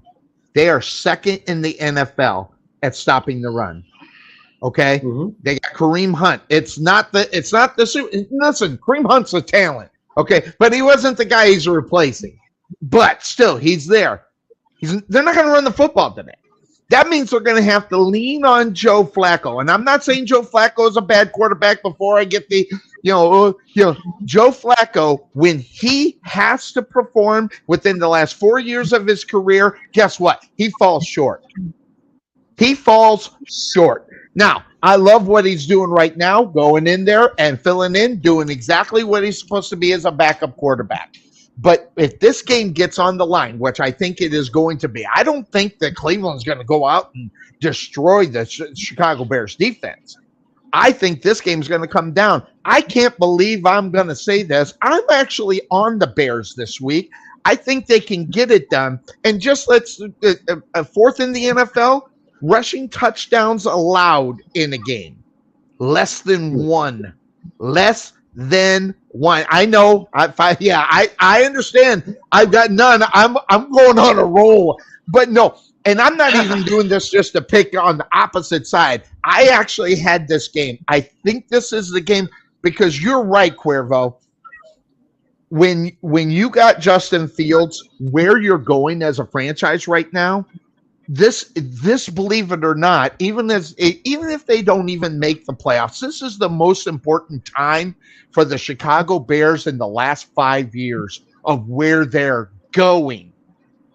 Not just for this year, but the years before. They got to find out who's on that football field that can stay with them if they're going to move up and go up against the Bears in Green Bay if they decide to get better. And the Vikings. Only in their own division. They've got to get better. They can't let the Lions bitch slap them, So that's something that you got to look at. And the way they handled the Lions is going to be the reason why I'm on your Bears. I'm actually shocked that you're not on the Bears, especially thinking about this. The pass offense, Cuervo. I get it. I understand. But the last 3 games, the pass offense for the Bears has really been good. So I'm going to steal a line from the Podfather. I think the momentum right now is more for the Chicago Bears today than the Cleveland Browns. And those 2 reasons are the reason why I'm on the Bears today. God, yeah, 5-0. You're right. Hey, Podfather, you're not telling me something I don't know. 0-5. He's telling me 0-5. 0-5. Yeah. So 0-5. It's just like, oh, okay. And this would be different if I didn't believe it. I think your Bears are going to win today. And they're going to make a statement. Not that they're going to make a run for the playoffs, but make a statement. Look how good we can be. Now let's find those pieces to make them better and maybe be better next year if Justin Fields is going to be out on the football field for the Chicago Bears. Because, Cuervo, I want to get your reaction. I've been hearing that Fields is not going to be with this football team next year. What is your feeling on Justin Fields in 2024? My feeling on Justin Fields in 2024 is that he's probably not going to be a Chicago Bear. Interesting. Gosh, that's what I've been hearing. Yeah, it's too inconsistent. You know, he'll play a couple of good games and then he'll lay an egg, and then he'll play a good game and then he'll have a couple of bad games, and then it's too inconsistent. You know, we can talk all day about, well, you know, he made this one great throw. Like, okay, what about the other 12 throws? Yeah, exactly. Like that play with DJ Moore that I was talking about earlier. Yes, exactly. That's a good point. The offsides play. But then if you watch the rest of the game, there were again the hesitation, which is just got the whole city just furious about his indecisiveness, his you know, just him not getting rid of he's just too hesitant. Right. He hesitates. He'll pump, and he doesn't throw the ball, and then he gets sacked. So any offensive line is going to look bad when they have to block for 5-6 seconds. I don't care. It could be the 93 Cowboy offensive line. If Aikman is holding the ball for 6-7 seconds, at some point, somebody's going to get through that line. And they're going to get to the quarterback. So, 3 seconds, that ball should be out. No question. And he's just not doing it consistently enough. One last question for your Bears before we move on. If they go on a run the next 3 to 4 weeks, that being your Chicago Bears, is it going to be that much harder to get rid of Fields? See, and they're in a bad position right now. They got a mindset on where they're at with him right now, but going up and maybe making a run for the playoffs. By the way, they're still not out of the hunt, right, Cuervo? I'll put it back up there because I thought it was very interesting. Your Chicago Bears are right there at 5-8 and still, quote unquote, in the hunt. But still hanging on behind the Vikings, still behind the Lions, but they still in the hunt for that playoff spot. They're hanging on for dear life, Sonny. Yes. But again, it's going to have to be something where they run the table. And as far as, Justin, the chances of them completely just changing their mind, obviously, number one, they got to run the table. They got to finish 9-8. And that includes a win in Green Bay week 18. But also, he has to play good, consistent football. It can't be, he threw for 190 yards, 1 interception, and they won the game 13-10. It can't be that. It's got to be solid performances, and the Bears are winning, even if they win by a field goal. But he's got to look good. It's got to be solid performances. It can't be trash numbers, but they found a way to pull one out of their ass like that Monday night game in Minnesota. Absolutely. If that continues, I was going right to that. Jeez. God, if that type of performance continues, he will not be a Chicago Bear next year, and the Bears will keep that number 1 pick. All right, so we got the idea on what the Bears are. All right, so I don't have my break. Go ahead, Trey. But also, the one thing, if they'll say the Bears are on the table and Fields puts up really good numbers, all you've done is raise his trade value. You can tell me there's not one team out there that might look at him and go, he's just probably a different scenery away from being a better quarterback. And a team like Seattle can look at that and go, I mean, we have Geno Smith. We could probably do better with Justin Fields. And maybe having Pete Carroll up his ass the entire time might be the best thing. But, I mean, that is if he runs the tail. If he comes out there and gives you the lackluster performance that he's been giving you, then clearly, you cut him loose and just let him test the free agency markets all he wants. Interestingly enough, you stole my thunder, Podfather. I was thinking Justin Fields in Seattle is not a horrible idea per se. Okay. Now, granted, you got to ask yourself the question: who's going to be better? Well, including Bryce and including Cuervo, Derek Carr or Justin Fields. Who do you take? Now, granted, now we used a different scenario, but using that same scenario, if you're in Seattle, do you think a Justin Fields helps that football team more so than what's going on up there right now, Cuervo? With the Seattle Seahawks, and you stole my thunder because that's exactly where I was going, Trey. Do you think that Pete Carroll would love to have a Justin Fields on his football team, a younger version of what he already has, and maybe more durable, or be the superstar that he can, quote unquote, potentially be? Because Fields is only in his 4th year. I don't think Seattle would be a viable spot for him. Okay, because they've already paid Geno Smith, and then you're going to go trade Justin Fields, and now you got to pay him, or however that's going to work out. Because time out, what are you going to pay him now? And that's a good point, because even Geno Smith, he got paid. It's nowhere near some of these quote unquote good quarterbacks. Nowhere near. It just kind of makes up for where he's at. I think he's making $26 million, right, Cuervo? I think that's Geno Smith's number. Something like that. I think it's that, and it might be a little bit less. It might be 20. So it's in between 20 and 24. Do you go get a Justin Fields where you're going to pay him 32 million?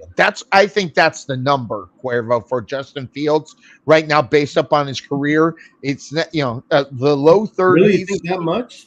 You think that much? I was going to say at the high 20s, like 28, in between 28 and 32 is what I think someone who's going to get Justin Fields is going to have to pay for him. I think, and I might be wrong, and maybe I'm just thinking too much of him, but I always said the guy sucks. But if he has a way or gets a coach that can coach him, Pete Carroll is that guy. Because if you think about it, look at Russell Wilson.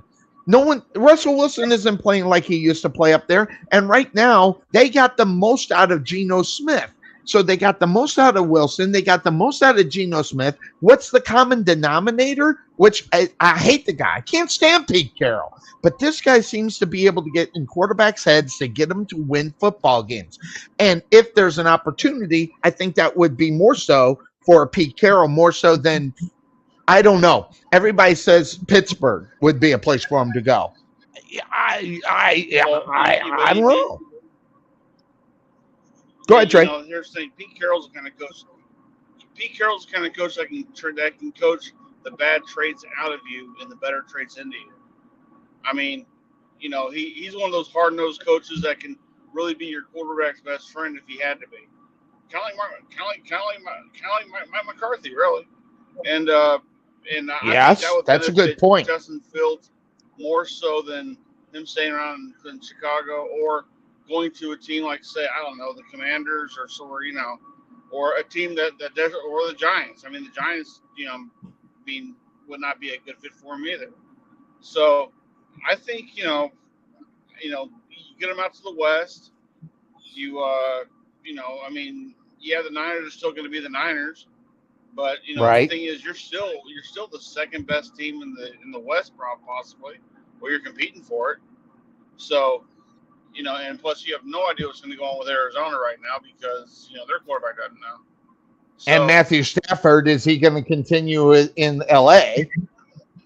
probably not. So, and by the way, Justin Fields will be swallowed up in LA.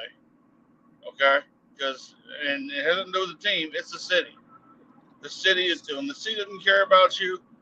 The team don't care about you. So I hate to that's admit, LA me football. and the Podfather were on. You stole my thunder. That's exactly what I was thinking because of Pete Carroll. It'll be interesting. We'll be watching that in the offseason where Justin Fields might go. But we got 2 on Cleveland. I'm going to go with the Bears. I don't know. And this could it be garbage time? But going up against a good defense, if Justin Fields has a good performance there, I think there might be, I don't know, could there be pause? But I agree with Cuervo. It's not just this game. It's going to have to be the other games, whether or not they're going to keep Justin Fields up in Chicago and go with it. So real quick, just so that you know, injury update. CJ Stroud not playing, is inactive. Green Bay, Aaron Jones got a knee. He's active, but will he play? How much he'll play is the question. Tyreek Hill he has hasn't active. They made him inactive. He is not playing today. And not only that, it hurts because they got a Charney, the running back. He's active, but he's hurt with a toe. But the one that is out there who is inactive is Chris Avole from the Saints. He is inactive with an ankle. And the Saints have New York. And it makes me wonder. So, Cuervo, we talked about New York and the Saints. I was on the Saints, but knowing about Avole not being in the lineup hurts me. It makes me scared. And the New York Giants, they got that quote unquote momentum. So, really quick, because we already talked about it, I'm thinking about changing my pick in reality. What's your take up on the Giants and the Saints?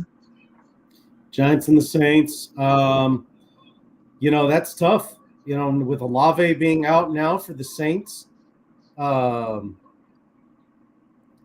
I mean, they're gonna have to rely on Alvin Kamara, which is good for me in fantasy world. With the playoffs starting this weekend, I need Alvin Kamara to have a huge game.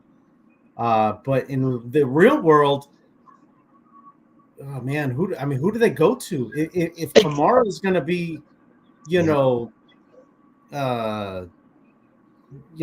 double teamed or whatever, I mean, Rashid Shaheed maybe might be the guy they go to. Maybe you're going to see a lot of your guy Taysom Hill, Sonny. I don't know. But they're going to have to find ways to get that ball moving around.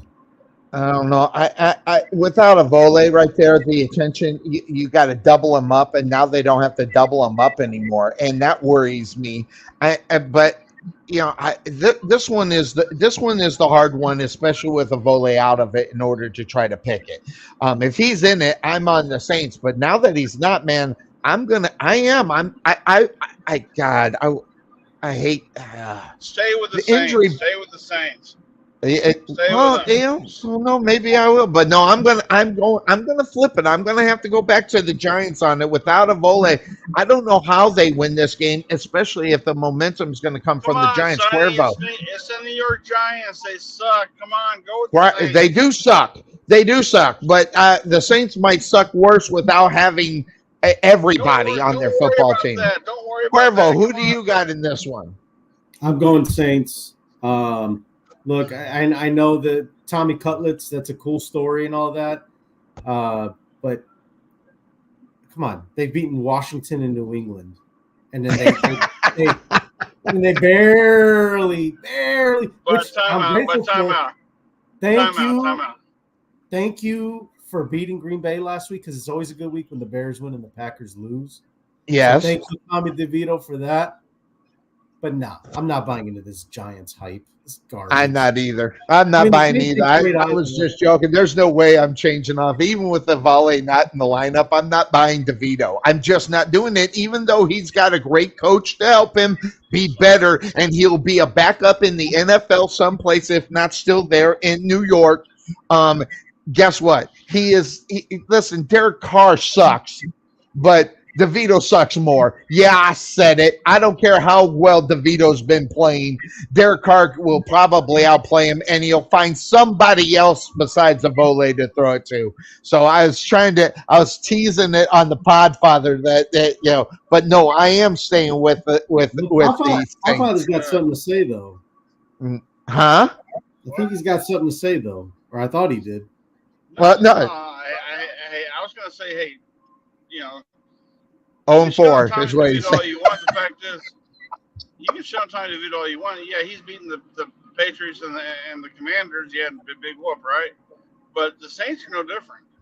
So, I just say that he's beating bad teams. He's going to beat another bad team today. So you're telling me there's a chance? Oh, I hate this one. This is a horrible football game that we got to talk to you, but I'm going to stay on New Orleans. Now, kind of a little rapid fire. We covered a lot of the games, and they're not many games, but we already got an hour left till kickoff. Already, we're already in the last hour. We got to get going. Yeah, we're just kicking into the second hour. But let's go up to the top. Atlanta and Carolina. I don't think there's a lot for me to talk about in reality. This is a great game for Atlanta to get this week because of way the NFC is standing and with what's going on in their own division. This is a great game for the Atlanta Falcons, and if they go in and lay an egg against the Carolina Panthers, it's gonna be a dumb thing for that to happen for them. So I'm on Atlanta just more than the fact that Carolina is who they are and they're playing the way they are. And but this is a game. This is a trap game in reality for Atlanta. They should win this football game if you go and look at all the numbers and talk about everything. But at the same time, this is the kind of game they lose. Cuervo, what's your take up on Atlanta and Carolina? Yeah, I like Atlanta. I'm hoping Atlanta wins because that's just closer to securing the number one pick for the Chicago Bears. So, go Falcons. Go Falcons. Trey, Podfather, who you got, Atlanta or the 1-11? Or no, 1-11 or 1-12? Yeah, 1-12. 1-12. Atlanta Falcons, Carolina Panthers. Who you got, Trey? You mean A-Town? Yeah, everybody's on Atlanta. I didn't have a lot to talk about this one, but now that being said, with no Tyreek Hill, it makes the Jets-Dolphins game a little bit more interesting. I'm not going to take the Jets. Don't get me wrong. Just makes it a little bit more interesting how they are going to. You're on the Jets there, Cuervo? Yes, sir. Give me the Jets. Why? I'm asking. Because that's how important Tyreek Hill is to that offense. Just like I said when the Kansas City Chiefs traded him. Yeah, they got away with it for one season and they won the Super Bowl. But now you see the effects of them not having Tyreek Hill in Kansas City. So now Miami's got to feel it today. And Jets, let's go. And now the Jets have got, or the Dolphins have to do without Tyreek Hill, at least for this game. Trey Mack, he's holding back his laughter, and I don't know why. So I'm going to ask, what's your take? I'll tell you why. Because when he said he's picking the Jets, the first he said was, why? Well, I was going to. What? But I didn't. Stay out of the price. Why don't you bring your ass to the show? How about that? So what's your take up on the Dolphins and the Jets? Look, the Jets, Jets are still the Jets, Jets. That ain't a good thing. I don't care who their quarterback is right now. I don't care what they got going on. they have a decent defense. It used to be a really good defense. Now it's just a decent defense. Well, Miami's you're Miami. right about that. Miami's playing better football than most teams in the AFC. And with or without Tyreek Hill, hey, look, it's a breather for Tyreek Hill. You can take a week off, and this is not a make him or break him game for the Dolphins. So, give me Miami. And Waddle's going to still be in the lineup. So when you got Waddle, you got a pretty good guy, backing that whole thing up. So it might be the Waddle show. I'm going to go with Miami as well. Go ahead. But the Tua injury, the Tua injury clock is still on the roll here. We are just moments away from it happening. So we'll see. You never know. So the Texans without C.J. Stroud go up against the Tennessee Titans today. In a game that is you want to talk about the mediocre bowl. That's what I named this one, Cuervo. This week, the mediocre bowl, especially without CJ Stroud, is the Texans and Tennessee. This, say whatever you want about who's in the lineup, who's not. When you say no CJ Stroud, you have to change your opinion about this football team because he's the one that's bringing it and making the excitement about the team. Without him there, I'm wondering about him. So, Cuervo, the Texans and Titans, what's your take? Texans and Titans. I mean, God, I guess I have to pick somebody, right? Yes, you have to pick someone. Well, I'm going Tennessee because it sounds like C.J. Stroud is not going to play. I think he is not. He is inactive for this game, so no C.J. Stroud, which scares me in reality for Houston. They got a lot of parts and they got a good coach, but when you're missing the main part, it just scares me. Oh, what are they going to do offensively? By the way, it is not going to be what's his name? Case Keenum is starting over David Mills, by the way, just to give you a heads up on that. So I don't know if that makes a difference to anybody as far as that is concerned. So I don't know if that means anything as far as that statement there, but what's your take up on it? So are you going Tennessee, Cuervo? Yes. Okay. So Trey, who you got in this one? Are you going to hang out with the Texans with Case Keenum on the road against Tennessee? Well, first of all, it's the Houston Oilers versus Houston Texans because the Titans are bringing back the Oilers jerseys tonight. Oh God, so I hate that. Pretty cool. I hate that. I love that. I hate it. I like the throwback, but just not for this game. Listen. I'm more upset at the fact that the Baltimore Ravens aren't going to wear the old Cleveland Browns jerseys. I'm glad they're not. So anyway, look, I have the Texans originally. Switched my pick because Stroud's the game. He's the one that changed the game for everybody. So I think the smart pick would be to go with the Titans, even though it is a battle of the shits, and but at least Tennessee's going to do it wearing the wonderful Houston Oilers colors with the helmets and everything else. I'm looking forward to that more than anything. Got it. And I'm on Tennessee as well without a CJ Stroud. They got some great playmakers in coaching, but when you don't have CJ Stroud, it changes the whole dynamic of the game, and you're on the road. It doesn't help. So I'm going to go ahead and I'm going Tennessee in that one. That takes us to 49ers in Arizona. I don't have a lot to say. Cuervo, anything to say? I got Brock Purdy and Deebo Samuel on my fantasy team, so I need them to, you might have a huge day in your playoffs. I'm fingers crossed. Because Trey knows, and you remember, Sonny, sometimes when it comes to the fantasy playoffs, sometimes there's no such thing as a short. So Arizona might come out and look like, the 2000 Ravens or something. Yeah, exactly. Exactly. So, but Niners got this. No problem with that. Trey Mack, Niners. Yeah. Nothing even really to talk about. Kansas City and the Patriots. I don't have anything to say. I'm on Kansas City all day. Hey, by the way, it was announced this week. Belichick is officially going to be gone for this year. Well, I was going to swing back around to that after we got your picks, but you are absolutely right. So, are you going Kansas City in this one? Of course. So swing that back around exactly where I was headed. Of course, Max driving the show today. Hey, the Red Raider Muppet will make an appearance. So that being said, of course, we got some time since we got most of these games covered.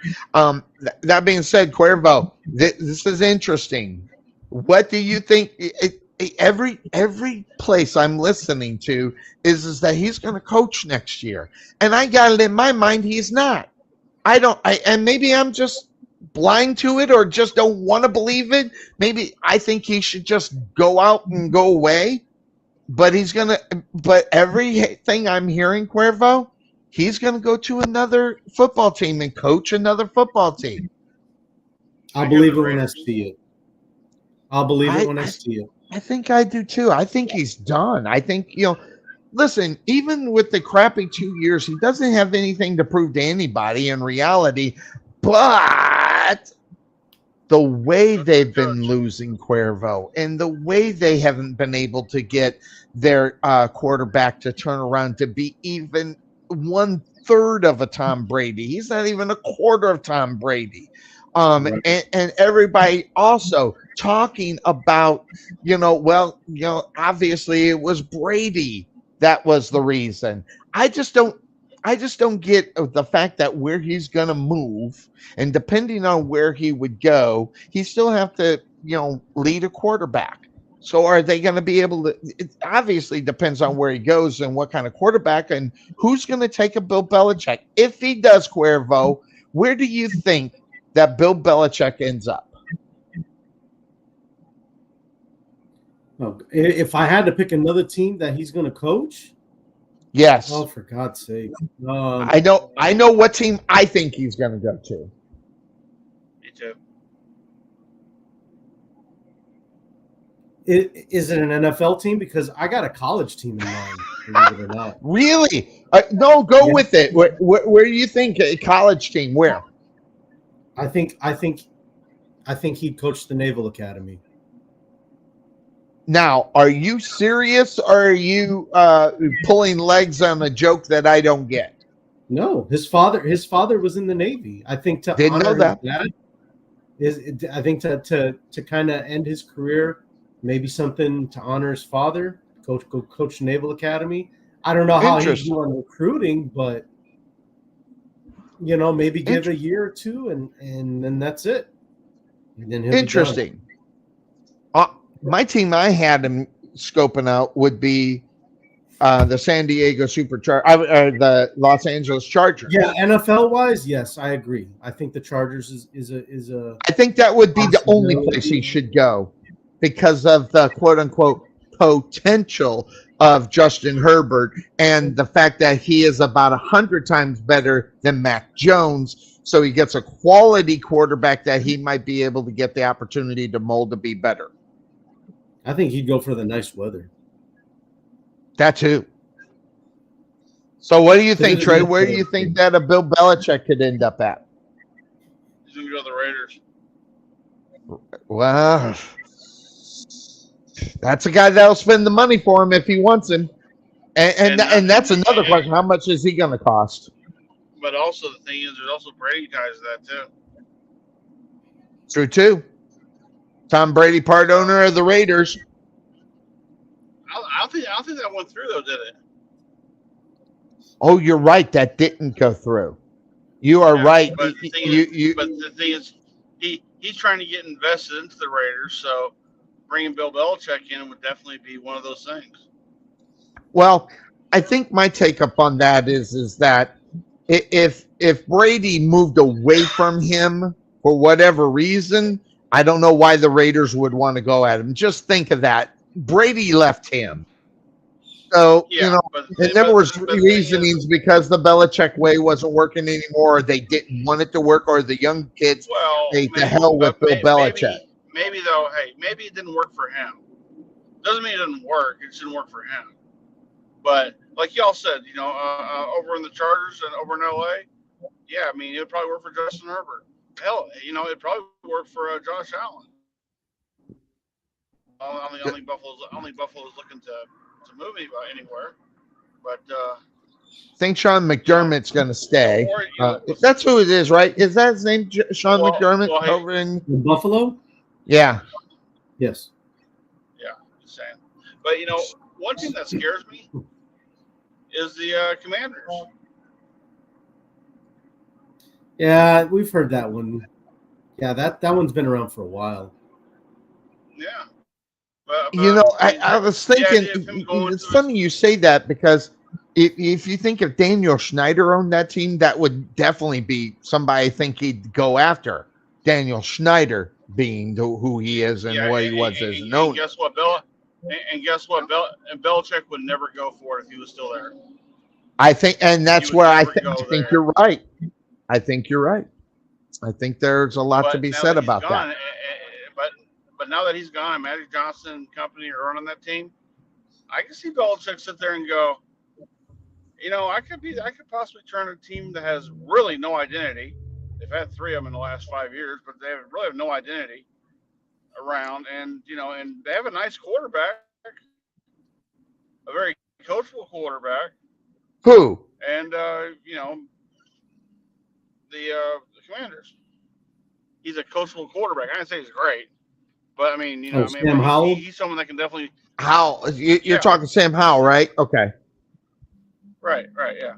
So I think that would be out of all the choices that are out there between the Chargers and maybe the Commanders, those are the 2 places I think you look at. I don't know if he wants to go outside the AFC though. That's all he's really known, because we essentially playing for the or coaching for the Giants on defense back with Parcells. I don't think he wants to get out of the AFC. I got one for you. Go for it. What about the Jets? And that way he can he can take a stab at the Patriots and the Giants at the same time. With Aaron Rodgers as his quarterback? Yeah, absolutely. Absolutely. Because look, the Robert Saleh's seat is kind of hot, whether we realize it or not. Just because of some of the games that they've lost, and maybe it's just kind of a culture change in New York. Yes, with the Jets, maybe a little something different. I don't know. Just the thought. I don't see it happening, but I don't think so, Tim. Neither do I don't see that. And here's another reason why I don't think I see it. I think they're going to keep Robert over in New York. I don't know what it is. Everybody's saying he's gone, but there's something about Robert Saleh that when I look at head coaches in the NFL and see who they are and what they are doing, I like Robert Saleh and what he's been doing. Even though, listen, Zach Wilson is not the second coming, and look what he's trying to do with this guy. He needs somebody who can lead the team. Not this, even if it wasn't Aaron Rodgers, but the fact they got Aaron Rodgers and the idea with Robert Saleh as the quarterback, I think they're going to keep him one more year to give him a real shot as being a coach with an Aaron Rodgers. That's what I think may end up happening. I don't know, but I will say this: I don't think I see it. See him up in playing for the Jets. That being, whoa! I didn't know if we were going to get him. I didn't know. Not that he wouldn't show. I just thought he was busy. I can't believe. Look who's here. Dig it, sucker. I can always dig it, sucker. I'm telling you right now, when this guy comes online, and I can always dig one of my favorite segments of the Couch Potato Sports Show. It'd be this guy right here, the best smile on the internet, that being Bryce from Brooklyn. Let's go, my brother. How you doing, my friend? It's good to see you. I know Oh man, Sonny, are you man, okay? that was Sonny, bad yesterday. Sonny, are you okay? I'm okay. I'm worried about Because Bryce. I mean, I mean, because the level of just extreme putting somebody over has gotten to you to the point where I'm a little worried about you, sir. Okay, look, hey, look, I love Bryce to death, but I'm gonna tell you right now, I don't go over that much for my own son. Okay, I don't look at my son. I don't look at my son. Hey, I don't look at my son and go, Cooper, I can't believe it's you. Oh my God. I'm bringing Gilbert Godfrey. Oh my God, you're right here. The Gilbert. He's been on this Bryce. He's been on this Gilbert Godfrey thing today. Hey, and look who's here. Yes, exactly. And by the way, I'm so mad. You picked against your damn Steelers yesterday. You picked against them, and I picked. Well, of course, I'm 0-4. Up until today, I am so mad as hell. I could just spit. But that being said, I think it was. I'm not sure. It was saying when you're still running Matt Canada's offense. What the hell? I mean, aren't you changing anything? You're still. Are they still running the Matt Canada offense? And if they are, why the hell are they doing it? That's all I know right now. You know, a couple things. Well, a few things. One, you always know you can count on Podfather to come through with the chair shot. Yes. You know, just got to put a little bit of that chair shot when you're getting hyped up. Here comes the Podfather with the double cross. Really, First of all, time out. I don't do so much the chair shot as much as I do the salt in the face. You know. The green mist. I'm just saying. The green mist. The green mist burning of the eyes. No. I'm not Asian. I can't do that. No, but I see dumping the salt in the hand and throwing it right in the guy's face. I can see my doing that. That sounds like you. Sounds exactly like you. But you know what? You know, person that I didn't want to see today. You know, I don't run and hide. I never do. But you know who I didn't want to see today? It was the fine co-host of this show. The reason why I didn't want to see him, and we all know why, is because as soon as the news came in around, I want to say March of 2022, he has been laughing hysterically every month because he knew we were going to come to this moment. He knew what was going to happen. Maserati Mitch. They kept him for another year. What? Omar Khan didn't know, but know who knew? The fine co-host of this show. He knew exactly what was going to happen. He knew it. He saw it. He was a prophet. He knew exactly what was going to happen, and he knew we would get to this point right here. He knew. Right. He's been laughing at me ever since. Even when we win, he's just laughing. He's like, "You wait, it's going to happen." And sure enough, he might as well be the Pittsburgh Bears. Yeah. Well, what about the Chicago Steelers? Look, here's the thing, guys. A laugh for a laugh, right? Because I know deep down you were like, you dumbasses. We got you for a second rounder for Chase Claypool, for Clay Chasepool, because you don't even deserve his name. He's Clay Chasepool because you shouldn't even say his name right. That's how bad he is. And look how impressive he is in Miami. Whoa. Whoa. Stop right there. Nothing. I mean, you're right, but let me tell you this. Let me tell you the difference. The difference is quarterback. We're at the most important position. Right. The thing you're laughing about is literally killing us. Like literally. It is. Let me go on and say, you know, there are 3 games left. I'm staying on the ship with my team. 4 games, 3 games for Pittsburgh, 3 games left. The season is over. Yes, it was over the moment they lost to the Patriots. It was on life support when they lost to the Cardinals. It was over when they lost 3 games in a row. I'm gonna ride with my team to the end. I would be surprised if they win another game. Who do they got left, Bryce? They have the Bengals, They have the Seahawks, and then the Ravens. But this is important. Oh boy! Let me tell you why I don't think they're going to win another game. Now I'll answer Sonny's question with this, because regardless of firing the offensive coordinator, you cannot change your whole offense in the middle of the season. Right. Fortunately, what this has confirmed is that Matt Canada literally cut and pasted his college offense, took it right into the pros, and did no adjustments to it. It was just like, I run my stuff, you guys got to run it better. There are no answers in this offense. They can't create any different route combinations that actually pros run. They don't have concepts that can consistently threaten defenses. And when they do win one-on-ones, the players don't execute consistently. That is a recipe for disaster. Even yesterday with a 13-0 lead, they got a block punt.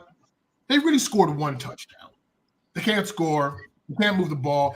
It has ran through the whole organization like a virus. The whole offense is sinking the organization because the defense is completely demoralized. They're getting injured. They were a good defense. They were never an elite defense that could just 2008 Steelers, 2000 Ravens you to death. That's not the era that we're in. It's very difficult to do that defensively because you saw with Demonte KZ on a play, I thought he should have been penalized, but he should not have been ejected because he didn't hit the guy in the head. Straight shoulder, came in. You can't play defense like that anymore. So therefore, your offense has to be able to get you 3 touchdowns, put pressure on guys, and then you can win a close game. But you got to be able to do that consistently. And there is no offense in Pittsburgh because they don't have an offensive system. It's crazy. Absolutely. And the problem with that, with Maserati leading the way, guess what? Going to amount to jack squat. Yeah, and nice new video clip there, Sonny. Nice. Well, you missed it. You must have missed it last week. I played about 5 times. That's right. You weren't on there. I played like 5 times. He overkilled it. That clip right there tells you what you can expect from a few teams in the NFL, and one of them is, unfortunately, the fact that, I mean, listen, I got to ask, why are you even playing Maserati? Really, why are you even playing them? You might as well give the shot to somebody else. You already know what he brings. That's what I hate about these NFL football teams. You already know what he is. Might as well give someone else a shot. Who is that person, by the way? Yeah, who's the other? Well, I mean, look, I know Mason Rudolph is just a guy.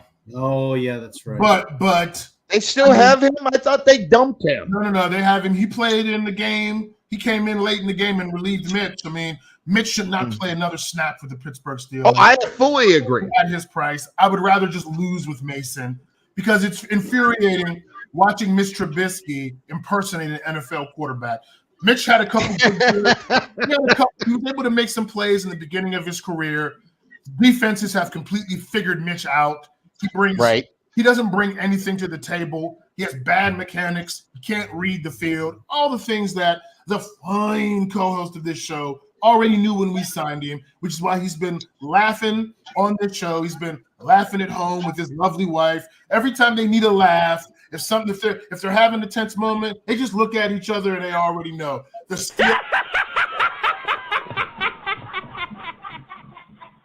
Steelers signed Maserati Mitch, and they bust out in laughter, and the house is happy again. He's been laughing at me. I don't know what you're talking about. I don't know what you're talking about. One of the things, like you said, it's infuriating to watch.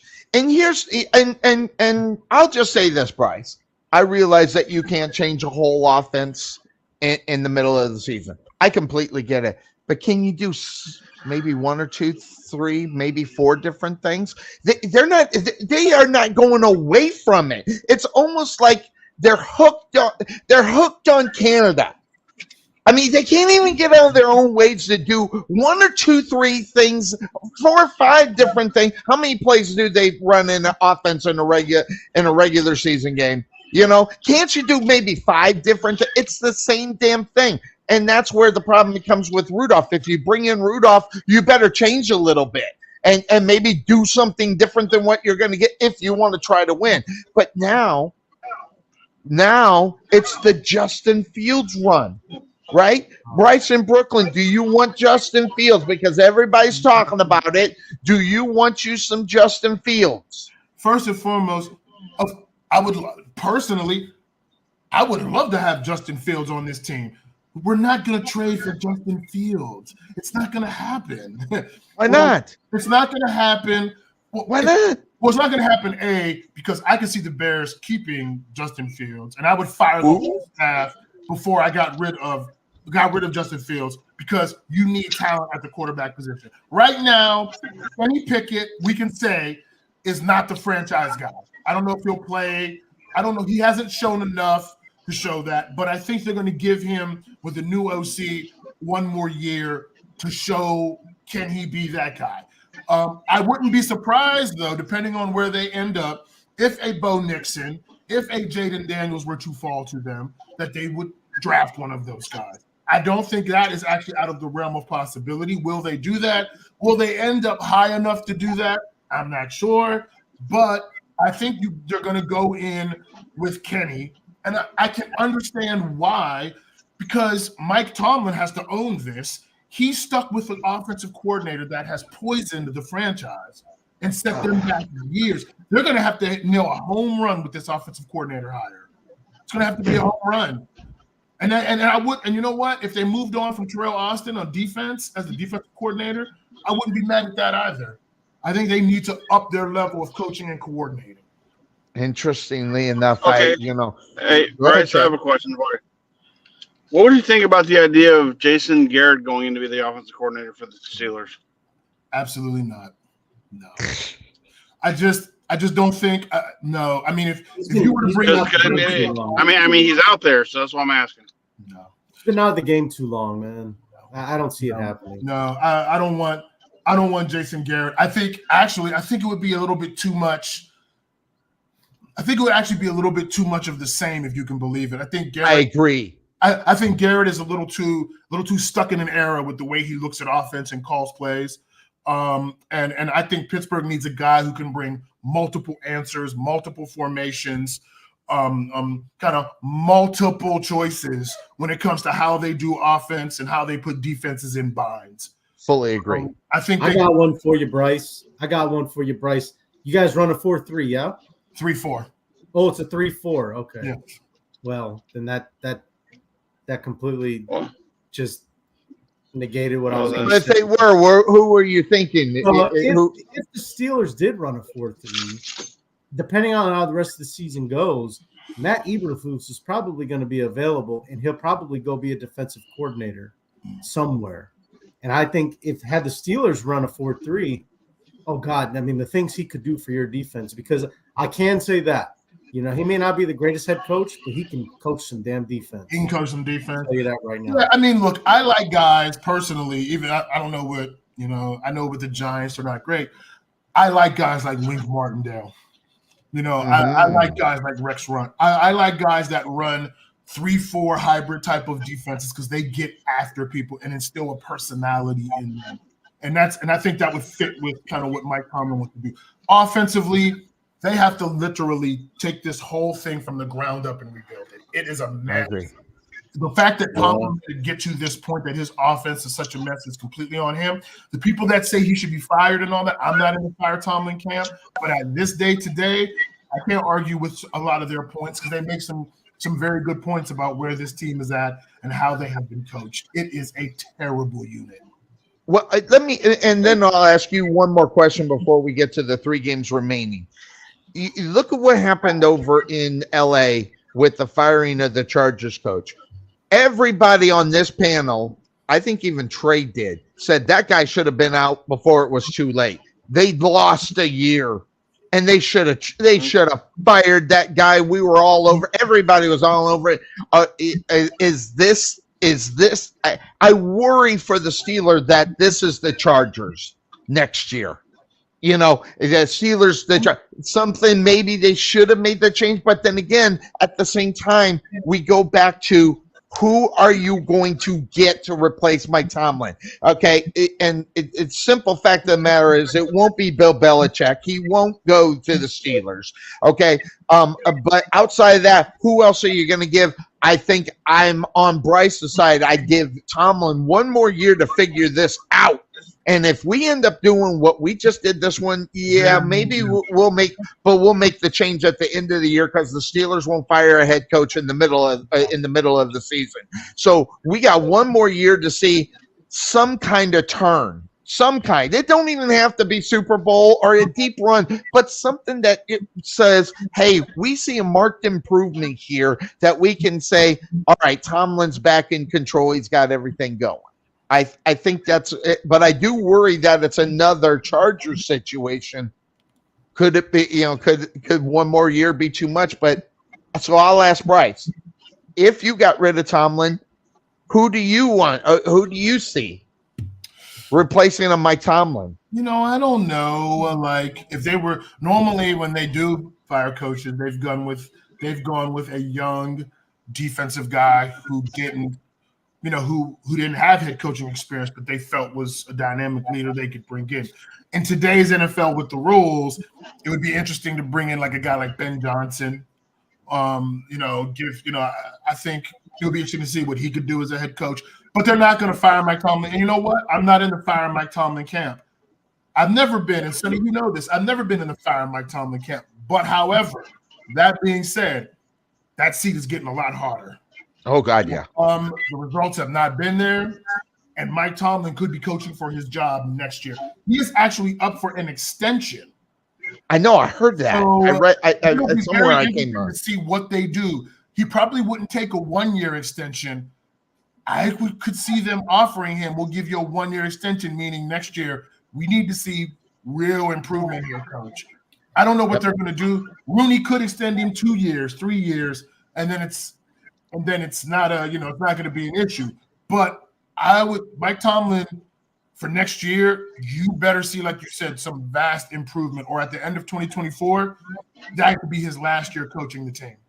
I don't see him. I don't even see him do. One thing the Pittsburgh Steelers don't do, unlike many teams in the NFL, is piss money away. And by offering an extension, which is basically a guaranteed freaking contract, they're throwing money at him, and he might not even be on the freaking sidelines. The Steelers just don't do things like that. Definitely don't see a 3. I can see a 2, but I think they keep him for 2 in reality because the money. And then you're going to bring somebody else in. And if you're going to bring somebody else in, it's going to be big money at the same time. Cuervo just left as I was about ready to kick him back over to him. I don't know if he's around or he's got his ears on. But Cuervo, thinking about the Steelers and the Steelers tradition, do you see something like that happening, the way they do business? Do I see what happening exactly? Extending for 2 or 3 years and then just getting rid of them after 1 year. It's just not the Steeler way, in reality. Mike Tomlin's not going anywhere anytime soon. And I'm going to tell you why. It's because the issues with Pittsburgh are very fixable. It's not a culture problem. It's not a leadership problem. That's one thing about Mike Tomlin. You can never question is his ability to lead his football team. The problem is they're just the personnel on offense. I just think they need to find somebody that can take control of that offense, come up with a new system, and execute. And that's the thing. Tomlin, it's not his ability to coach. It's not his ability to lead. I just think it's what's underneath him. I just think, and I think he made a bad choice. And I'm not, I'm being Captain Obvious here. He made a bad choice holding on to Canada for as long as he did. And now, you think that was his decision? I'm asking. 100%. Okay, right. Yes, 100%. Some fireable offense there, Bryce. It sounds like to me. It is. Yeah, it was just a bad choice because that's the thing about Tomlin. You look at his track record, and he don't make many bad choices, but that was one of them. that was what to keep Matt Canada for as long as he did.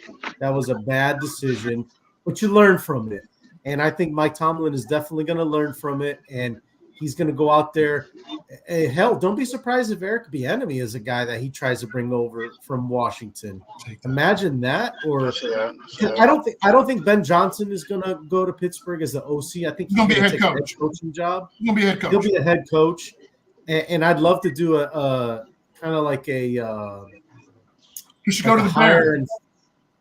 Well, yeah, I mean he's been rumored to the Bears too.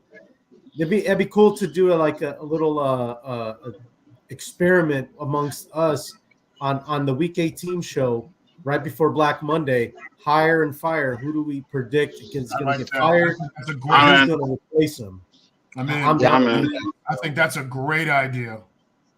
We can always do that. That's always fun. And it's who's in and who's out. So. Well, so we got to worry about the Sunday splat. People getting fired the last game of the season. Black Monday. Sunday splat. Yeah. Hey, Sonny. So hopefully, go ahead. Sonny, I have a request for you. No. A long time ago, back in 1999, there was a little movie that came out called South Park, Figures, whatever it was, right? They had a song on there called Blame Canada. You need to find that clip and play that every time we talk about Matt Canada. Yep. Blame Canada. Right, I'll take probably should be able to find the clip. So Cuervo brings up a great point. Mike Tomlin, I do not believe he has lost his team. I do not believe that they have rebelled against him. I don't believe that. Now, I think they are demoralized, and I think some of those guys are very frustrated with the situation they find themselves in. Absolutely. And some of them don't handle it as well as you want them to. But hey, that happens. So because of that, I think it's the X's and O's, the strategy that needs to be. Those are fixable things. Cuervo is 100% right. But hey, just real quickly, clearly, people are going to be gunning after Dan Quinn when the season's over for the Cowboys. Defensive-minded coach. Could be a good fit for Pittsburgh for a head coach. I don't like what he did in Atlanta. I wouldn't hire Dan Quinn. I think he's a better coordinator. But that was then. We're talking about now, right? The game's changed. He doesn't handle the offense. Clearly, that's the general manager's job to find someone offensively to do that. And like y'all said, an Eric Bieniemy or whoever can come in here and possibly handle the offense from that standpoint. Look, as a Cowboys fan, I'm worried because I want to lose him. But clearly, he's out there, and I know he wants to win with the Cowboys, but he also wants to coach again. So. I think, and I'm just going to say this because I think I know Jerry Jones really well. He's got some kind of arrangement with him. And whether it's financial or promises or whatever the case may be, he's not going anywhere. I just don't see it happening. And as if they got to get rid of Mike McCarthy, so be it. But I think that there's some kind of agreement with Jerry Jones that's going to keep him there. He ain't going nowhere. And mainly because of the run that they're going on right now, he does not want to change anything on coaching. It's because of one person, Micah Parsons. Mike has already said, do not get rid of this guy. We need him here. And I think Mike McCarthy, for what he's done good things this year, which he's done a lot of good things this year for Dak. The thing is that you get rid of him, then you've already shut down the entire side of your team. That's the problem you're going to have. So, obviously you got to see how the year pans out and see how Dallas fares at the end. But once again, if the Steelers come calling and say, "Look, we're not committed to Mike Tomlin as much as you think we are." We have him under an agreement, but the world changes every day, and we need to win. And can you bring that defensive mindset that you have for the Cowboys to this team? We'll take care of the offense. That can happen. Interestingly enough, we got a good game going on here. We're going to roll through a little rapid fire as the Jacksonville Jaguars are home. They're going to be taking on the Baltimore Ravens. We kind of started talking about this before Cuervo came in, but let's just go ahead and knock it out. Looking at the Jacksonville Jaguars and the Baltimore Ravens, I've been watching and listening to a lot of people talk. Okay, listen. You can say whatever you want about Baltimore. You can say whatever you want about Lamar Jackson. You can say, listen, he's healthy as far as we know. He's healthy. He's ready to go. It's week 15. This is normally when he's, about ready to go out. If they were playing any other defense, I would say he's in a lot of trouble getting hurt. But the Jacksonville Jaguar defense is so demoralizing in reality, Bryce. I'm sitting, I watch this football team. I love what Trevor can do on the offensive side of the ball, but the defense has been letting them down for the last 3 weeks. And guess what? It's just going to continue on. It's all we talk about the Dallas Cowboys in December. It's the same thing for the Jaguars. They got to win games in December, and I don't see how. And as much as I want to pick the Jaguar, I don't see how they beat Baltimore, especially with Lamar Jackson 100%. This is going to be an interesting game. I think because I don't. Is Trevor Lawrence going to play today? Yes, he's going to play. He's somewhat. From what I've been hearing, he's a healthy go. Not he's slow. He's got a flat tire or anything, but a healthy go. From what I'm hearing, the Jaguars do the old AFC Central rivalry game. I like those. The Jaguars do play well against the run, which can work in their favor playing the Ravens. I think the Raven defense is good, but is not necessarily the juggernaut that it used to be. There are plays to be made. I like the receiving core of the Jaguars. I think they can make plays. They are a little bit – the inconsistency of the Jaguars is what gets me. And I see a fast-flowing defense, but a defense that can make mistakes, and you don't want to make mistakes against Lamar Jackson because absolutely one out of you miss a run fit, you blow a coverage, and that dude can make the 70-yard play. Yep. So having said that, I think it's going to be a close one. I'm going to go with the Ravens on this, but I think it's a close game.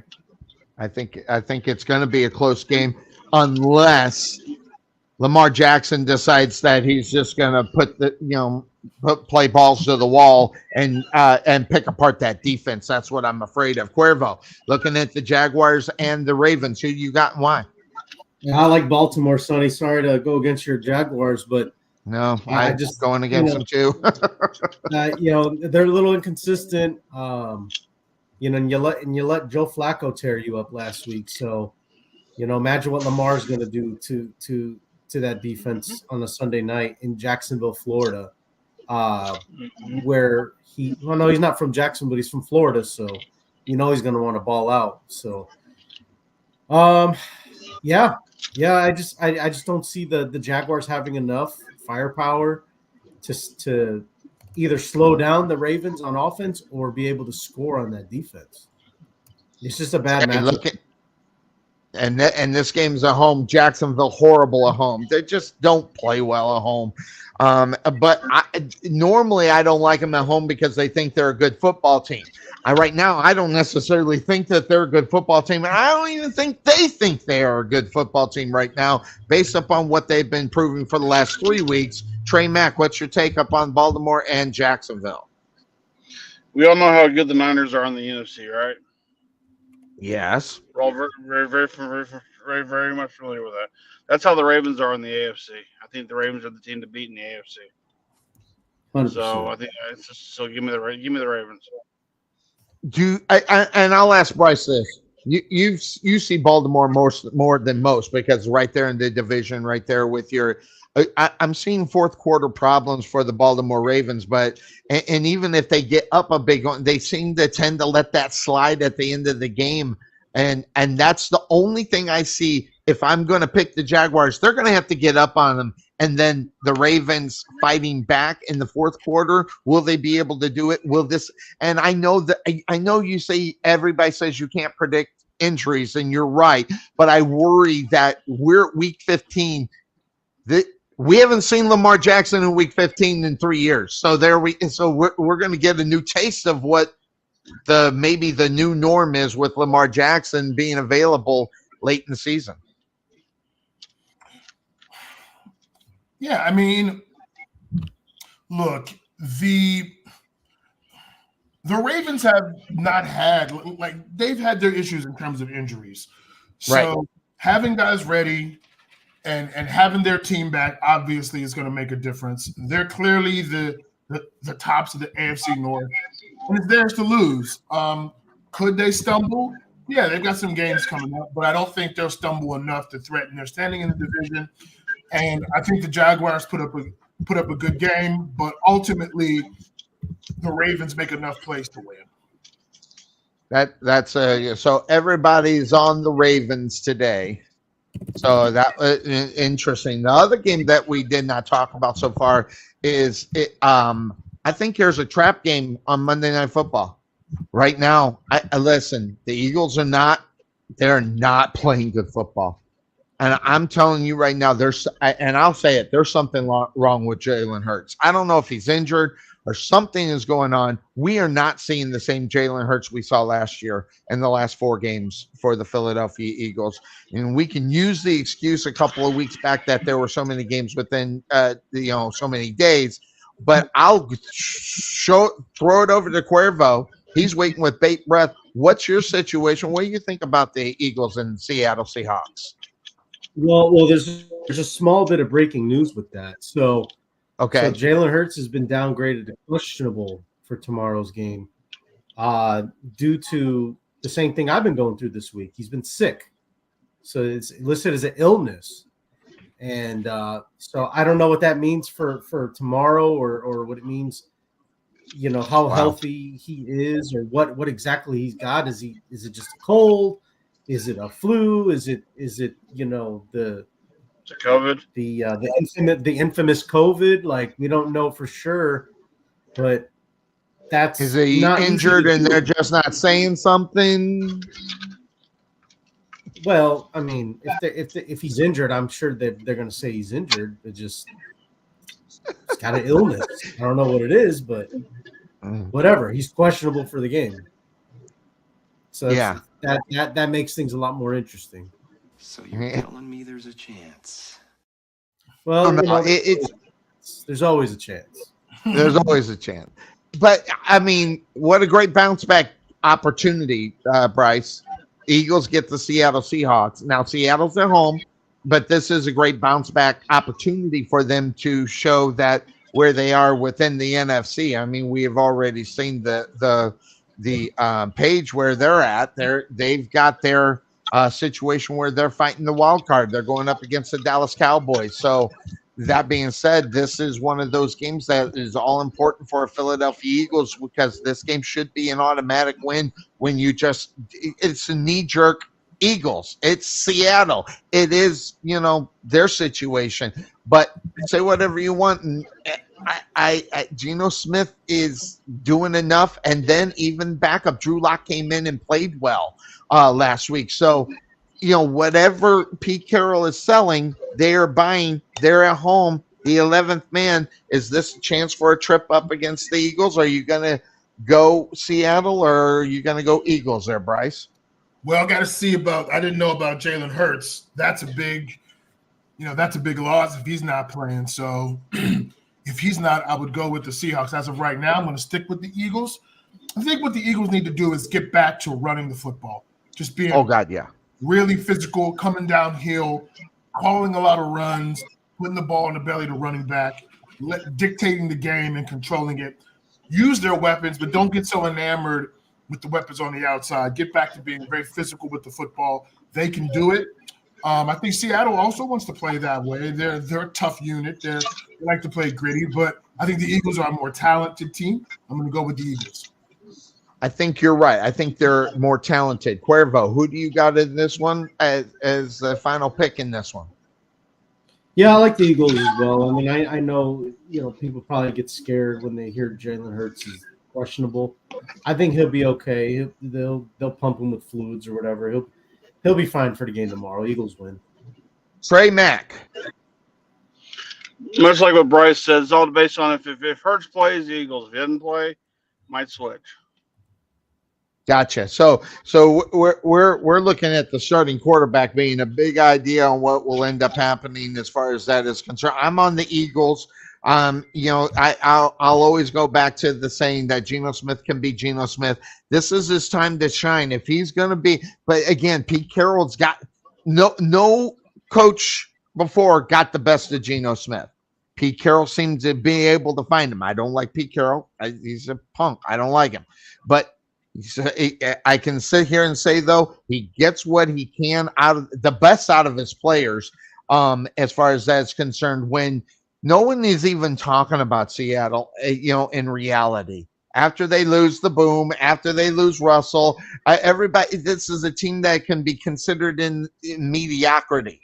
And they're not a football team that anybody's taken too seriously in reality. So it'd be interesting. But I'm going to go, as of right now, Philadelphia. If I find out that that Jalen Hurts is not playing, I will make the switch if I find out in time before the game starts. So if Jalen Hurts is out, I'm on Seattle. If he's in, I'm on Philly. Now, the one game I did skip over, I don't think anybody's got a lot. The Washington Commanders taking on the LA Rams. We have not talked about Cuervo. I don't think there's a lot to talk about here. It's Matthew Stafford at home. Commanders, not really a good football team. The Rams aren't either. So, it's kind of like a pick'em game. Yeah, it is kind of like a pick'em game. I'm going to go with Rams Commanders, right? Rams Commanders. That's the last one we haven't talked about. Yeah, definitely the Rams. Definitely. Yeah, I'm on the Rams. They should win this game, but I mean, I don't know if there's enough to talk about as far as Washington is concerned. No Sam Howell, I guess he's not going to be playing.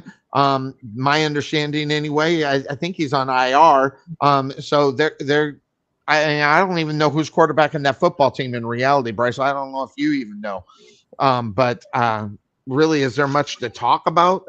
Rams and And even if they did have Sam Howell, are you even going to go on the Redskins side?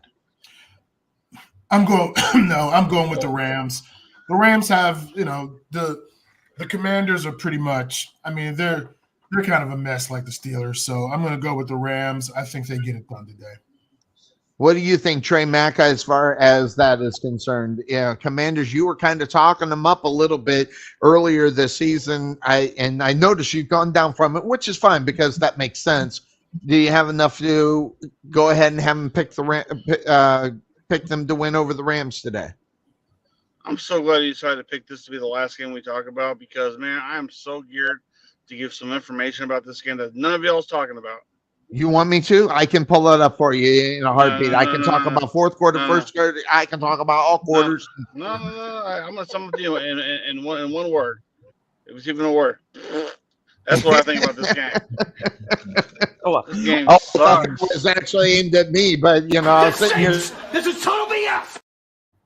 I could get you that information. You hurt my feelings. Yeah, we don't got time for that, sir. Yeah, I gotcha. So, no, all right. Look. In all honesty, I'll bet you the game will be really good.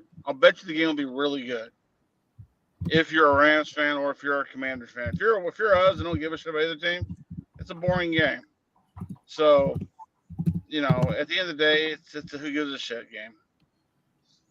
One game I did forget. I'm sorry, Tampa Bay, Green Bay. What's your take up on Tampa Bay, Green Bay there, Bryce? I think this game. Tough one. I think this game's going to be a little closer than people think. Green Bay also has a propensity, like Jacksonville, to make mistakes and turn them down. I'm going to go with Green Bay on this, though. I think Jordan Love gets him over the top and makes enough plays to win. Cuervo, what's your take on Green Bay and Baker Mayfield going into Lambeau? I really want Tampa to win. All right, there's really nothing else to say. I really want Tampa to win. Yes. Yeah. I just don't see it happening. I don't see it happening. So I think I don't see it either. I think Tampa loses today. Yeah, I don't think they got a snowball chance in hell. I really don't. I would love for them to, it just like maybe get an opposite pick from Podfather. I've slid so behind him, and I really don't want to do the Hulk Hogan thing. I really don't. But yes. I'll do it if I lose. But bad enough. But what's your take up on Green Bay and Tampa Bay there, Podfather? Trying to find. There you go. Yeah, give me Tampa Bay. I think they're just the best. I think overall they're the better team. I don't trust Green Bay. I know Green Bay's pissed me off and won a few games, but you know what? They're not going to win today. Wow, interesting. I wanted to take it. Hey. If anything, Tampa Bay has to prove that they are the team in the and they're the team in the South to do this thing. Right now, the whole thing is wide open, so they're playing. Oh yeah, yeah. So 3 of the 4 teams are still in the hunt. So Green Bay could be the spoiler, but I don't think it's going to happen. I think Baker Mayfield ain't going to let it happen. Hey, I'm mad right now already because I hate betting against him because every time I do, he finds a way to win a damn football game. I'm on Green Bay. I'm on Lambeau. I'm on the spirits of what Lambeau's all about and everything else. So I'm gonna hang out with Green Bay Packers. Bryce, who you got? You mean in terms of the Green Bay game in Tampa? Yeah, Green Bay and Tampa. Yeah, I said I'm going with Green Bay. You're going Green Bay. Okay, very good. You should listen to the show. So, you know, I'm just I reset my brain and I just missed it. That's all. It didn't go back to where it was supposed to. So that's it. We got them covered all up on the show here today. It wasn't very hard in reality. We got a lot of time to talk about some other things as well. So that was fun. We'll give some thoughts. Black Monday. We always usually do a Black Monday. You talk about this last year. We didn't because it didn't go the way we even thought. There was like only 3 on Black Monday. I don't even think there was 3. So maybe this year will be a little bit different. We got 3 firings in the middle of the season, which is very odd, in reality when you look at the NFL. So we got 3 openings, probably for next year. So. All right, so that's going to do it for us here on the Couch Potato Sports Show. Bryce from Brooklyn, always good to see you. Glad you were able to join us. Make the show that much better. And the Pod Father, of course, thanks for joining us. And the fine co-host of this program, that being Cuervo.